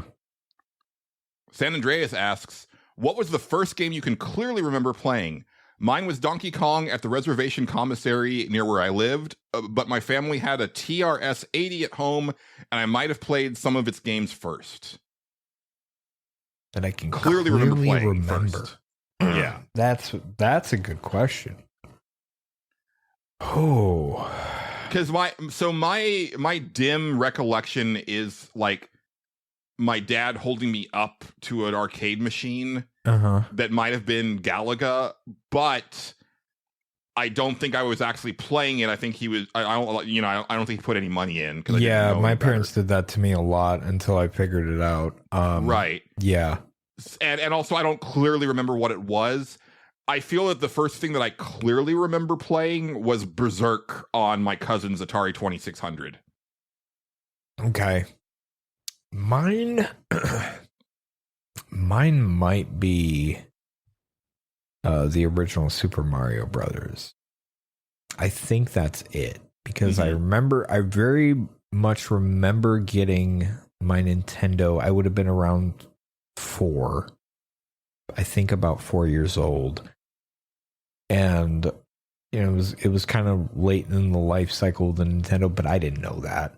Sure. And I remember that was the game that it came with. But I also I got that game, Mega Man 2, and a couple other ones that I don't remember off the top of my head. So Super Mario Brothers and Mega Man 2 kind of compete for that spot. But I think it was Mario Brothers. I think that would have been the first one I messed with. So I'm gonna go with that. Yeah. Yeah. And that's fair. And I was thinking, I don't think that Super Mario Brothers was the first thing that I played on the original Nintendo. Right. Oddly enough, because I want to say the first time that I got hands on a Nintendo was when we went back to visit a family in Ohio, and my friends back home, they were better off than we were, and most of my family. So like they had an NES, and they actually had like a lot of games. Right. Yeah. But on this visit, this would have been like around 87-ish or 87, 88. And I want to say the first stuff that I played was actually Punch-Out, Mike Tyson's Punch-Out. Sure. And Metroid. Okay. And obviously, I know they had Super Mario Brothers, but it's just I don't recall actually playing that then, because I think it might have been a thing where like they were already kind of done with that one, Right? They're like, and but they Mike moved Tyson's on. Punch Out and Metroid though, and so Right. that's what I remember playing first. I don't even remember. No, like because I remember how being excited to get it, but I don't remember like how I knew about it. And that's and because I was 4 years old. Right, because like I remember the first ads for the Right. NES. Yeah. It might have been commercials actually. That like showed NES games, and I was like, oh, I want one of those because I watched a lot of Saturday morning cartoons and stuff like that. Ninja Turtles was a big thing, but I remember not getting the arcade game until later. I beat it on arcade, actually, believe it or not, because I went to a theater grand opening and they had the Ninja Turtles arcade game, and it was like brand fucking new. And because it was the grand opening, they just kept putting quarters in for us, and I was the youngest kid there. Then they thought that was great, so they just sat there and put quarters in for me, and I played the entire thing with 3 older kids. Nice. Who carried my ass the entire time. I won't lie. I'm sure they did. But I remember that, and then I wanted that game super bad, but I had the NES, but I don't even know if the arcade game was out or they just didn't buy it for me yet. But whichever one. But yeah, it probably was commercials that got me interested in Nintendo. Now that I think about it, that would make sense. But I'm pretty sure Super Mario Brothers was the first one I messed with. Yeah. Because that just kind of makes sense in my brain. Oh, sure. especially for people around our age, because it was the pack-in for so long, right? Like most people had it, and I didn't play an Atari until later on in life when a friend of mine randomly, his mom gave him one, and I was like, oh, I guess we'll try this weird thing out. Didn't know anything about it. I had seen the arcade games around, obviously, because that they were still around at that point, but didn't know that there was a home console dedicated to that stuff until later on in life. Yeah. But yeah. So yeah, that's going to be my answer, I think. Although it very well could have been Mega Man 2. Real tough to call. Yeah. Yeah. Mega Man 2 was like the thing that I wanted more than anything. Yeah. That was the thing that I wanted to get with my Nintendo. And I mentioned, I've talked about it on the old show, but my dad hates fat people. I was fat. I'm still fat, but sure. I was particularly fat as a kid. Yeah. And he made me walk to earn my Nintendo. I gotcha. And then when he finally bought it for me, he was like, well, you didn't actually do what I told you, but I got it for you anyway. And I was like, man, I walked my butt off. Yeah. It just totally deflated my sense of accomplishment. Yeah. But I ended up not getting Mega Man 2. I got Metroid, which was is it?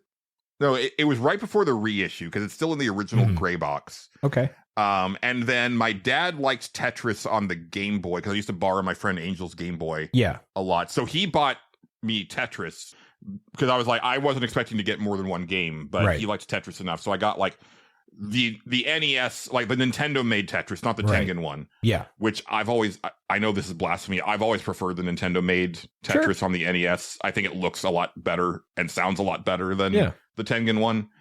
But yeah, those were the first games that I ended up getting for it. And then I saved up to get, I was going to get Mega Man 3. I believe it. And we went to Target and I was going to go buy it. I had money in hand, but then I was like, but I can buy all these toys for the same price. And I ended up doing that. And then later on down the line, I saved up again and I got Mega Man 4. And I still own that Mega Man copy. There you go. That was Mega Man 4 is the first game that I bought with my own money. Yeah. That's an interesting question. I don't know the answer to that one. Do you remember the first console you bought with your own money? Yeah. For me, it would have been wasn't a PlayStation. It would have been after that. I think it was the PlayStation 2. I actually like got enough money from asking for money, and then the PlayStation 2 wasn't out yet, and then it came out and you couldn't find one forever, and then when it came out again or whatever the fuck it was, like it just like eventually it started to show up a little bit more commonly, and that's when I bought it because I saved my money for that. That's probably when it would have been the first one I bought with like money, and I like it was a little bit of like Christmas money that I saved and stuff that I saved through like doing chores and stuff like that. Mm-hmm. Yeah, it was definitely a PlayStation 2. Cool. Yeah. I guess it depends on what you consider your own money, because yeah, right. Yeah. Well, because for me, I would say it's the PlayStation 1, but I asked my dad to buy it for me because I knew that I was getting a job when I turned 16 at Albertsons, because I already had it offered to me by the manager there. Yeah. But I hadn't started yet. And I was like, I'll pay you back with my first paycheck. Right. So I did pay him back for that. But if we're talking like I already had the money, then it was the N64. Right. Yeah. Which was like the first time. Well, no, not the first time. It was just because I had a Super Nintendo, and then somehow I convinced my dad. I mean, my dad would try to buy my love with things because he's not the type. He's not a good person. But sometimes like I learned I could manipulate that a little bit, and like, oh, my hustle was so fucking strong. Yeah. Yeah. When we were visiting my grandparents in Ohio, I actually convinced him to buy me a Sega Genesis because they were like on sale. Yeah. Or whatever. And I was a Super Nintendo kid through and through, but I was like, but there's some stuff on the Genesis that I wouldn't mind having. And so that's how that was the first time that I had like the competing consoles at the same time. Yeah. But it really wouldn't be until the Game Fellas days where it's like, no, I'm just getting them all. I think if we're talking like I actually earned the money through jobs, it would have definitely been the 360. That would have been right around that time. So, sure. Yeah. We'll end on this one. We got a couple more, okay. But we'll save those for next week. All right. And then, send in more. Sure. You'd like that. We're just innocent men. Yeah. We're just normal men. What do you mean, normal men? 60x Self asks, do you prefer a 5-point, 10-point, or 100-point scale for rating things? I personally like a 10-point scale. Personally. Yeah. It's just enough nuance without being overwhelming to me. Or ridiculous.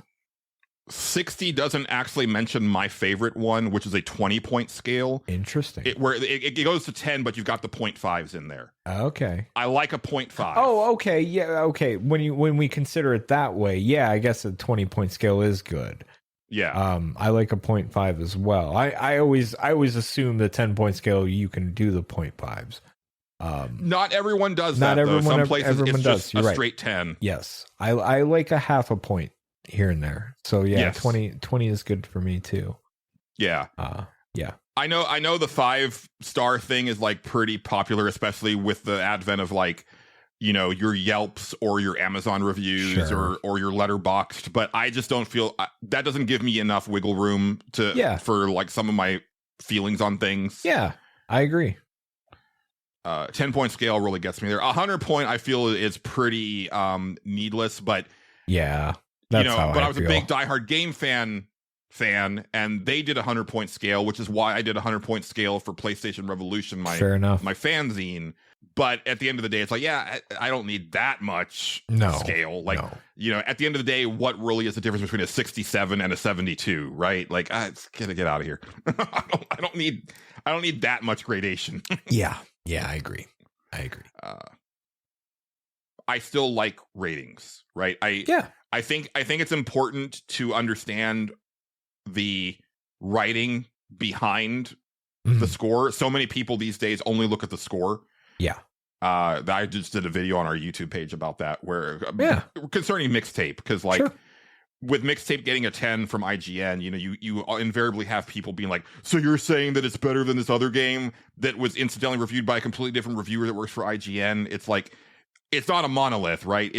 There's different people, and it's like, I'm sure there's other people that work at IGN that would have given Mixtape a different score, but that reviewer gave it a 10. I miss the old like EGM thing where they'd have 3 different people review it and 3 different scores, and you would kind of see how those people, the differences, you know.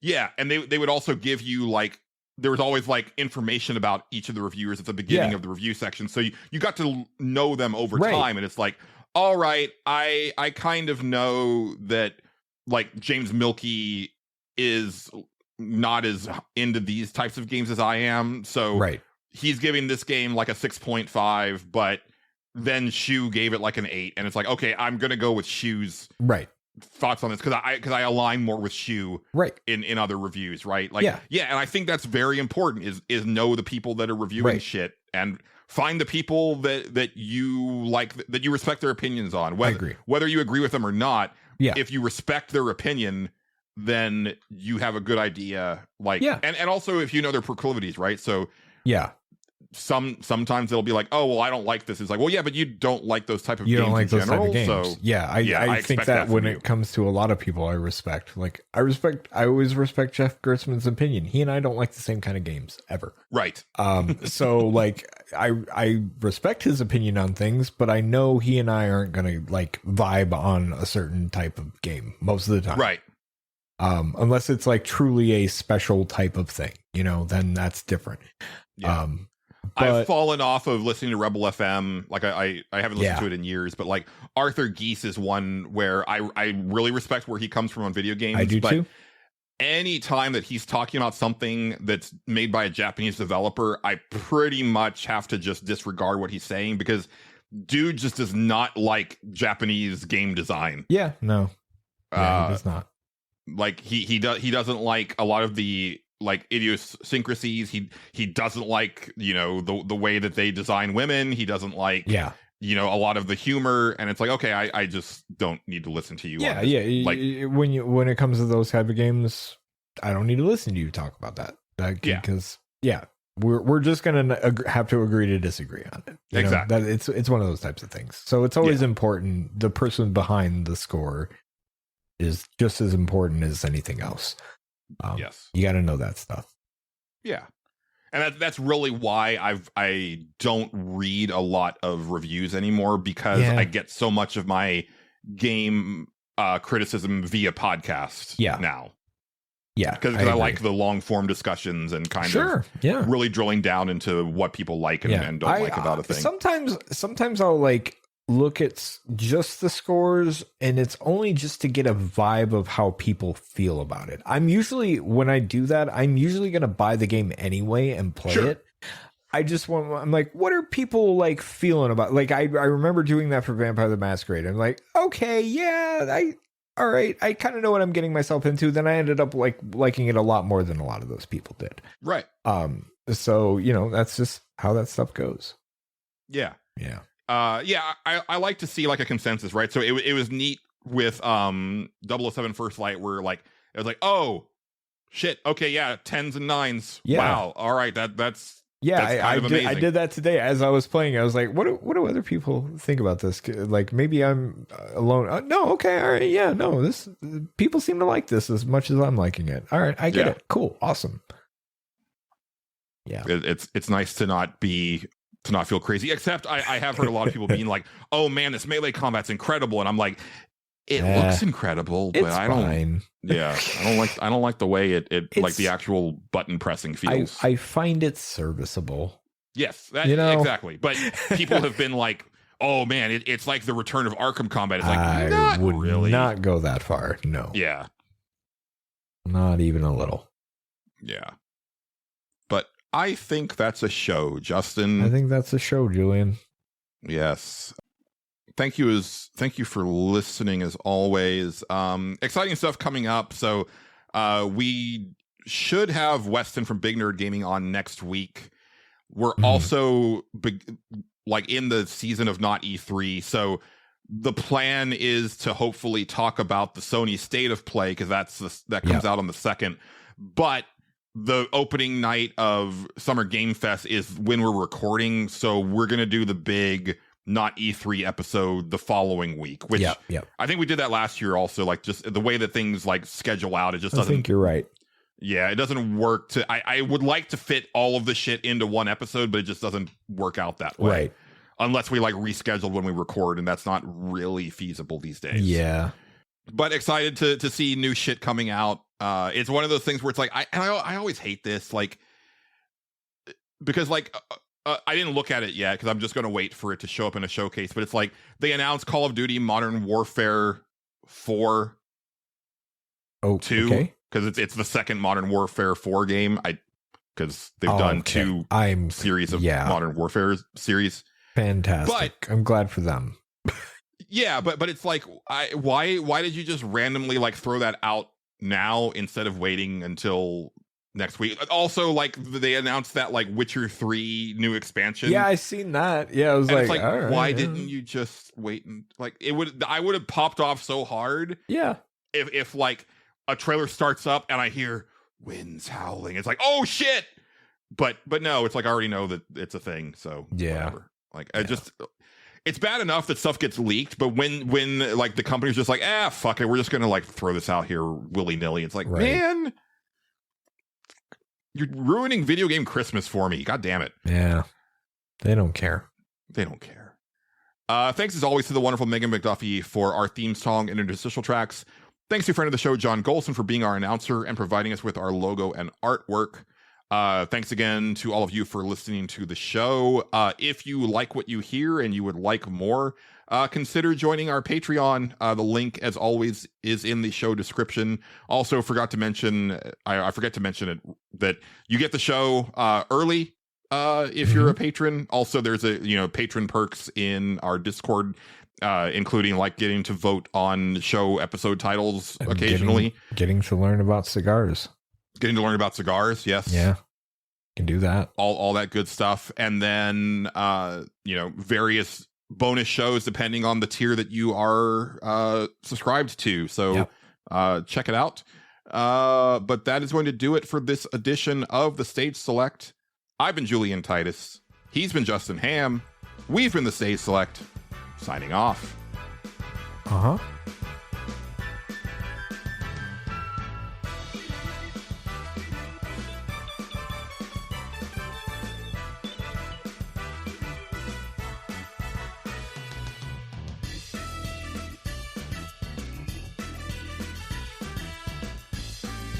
The Stage Select is copyrighted and owned by Space Monkey Mafia Productions, specializing in independent podcasting. Please consider sharing the show with your friends and support us by joining our Patreon or donating to our coffee. Thank you, and good night.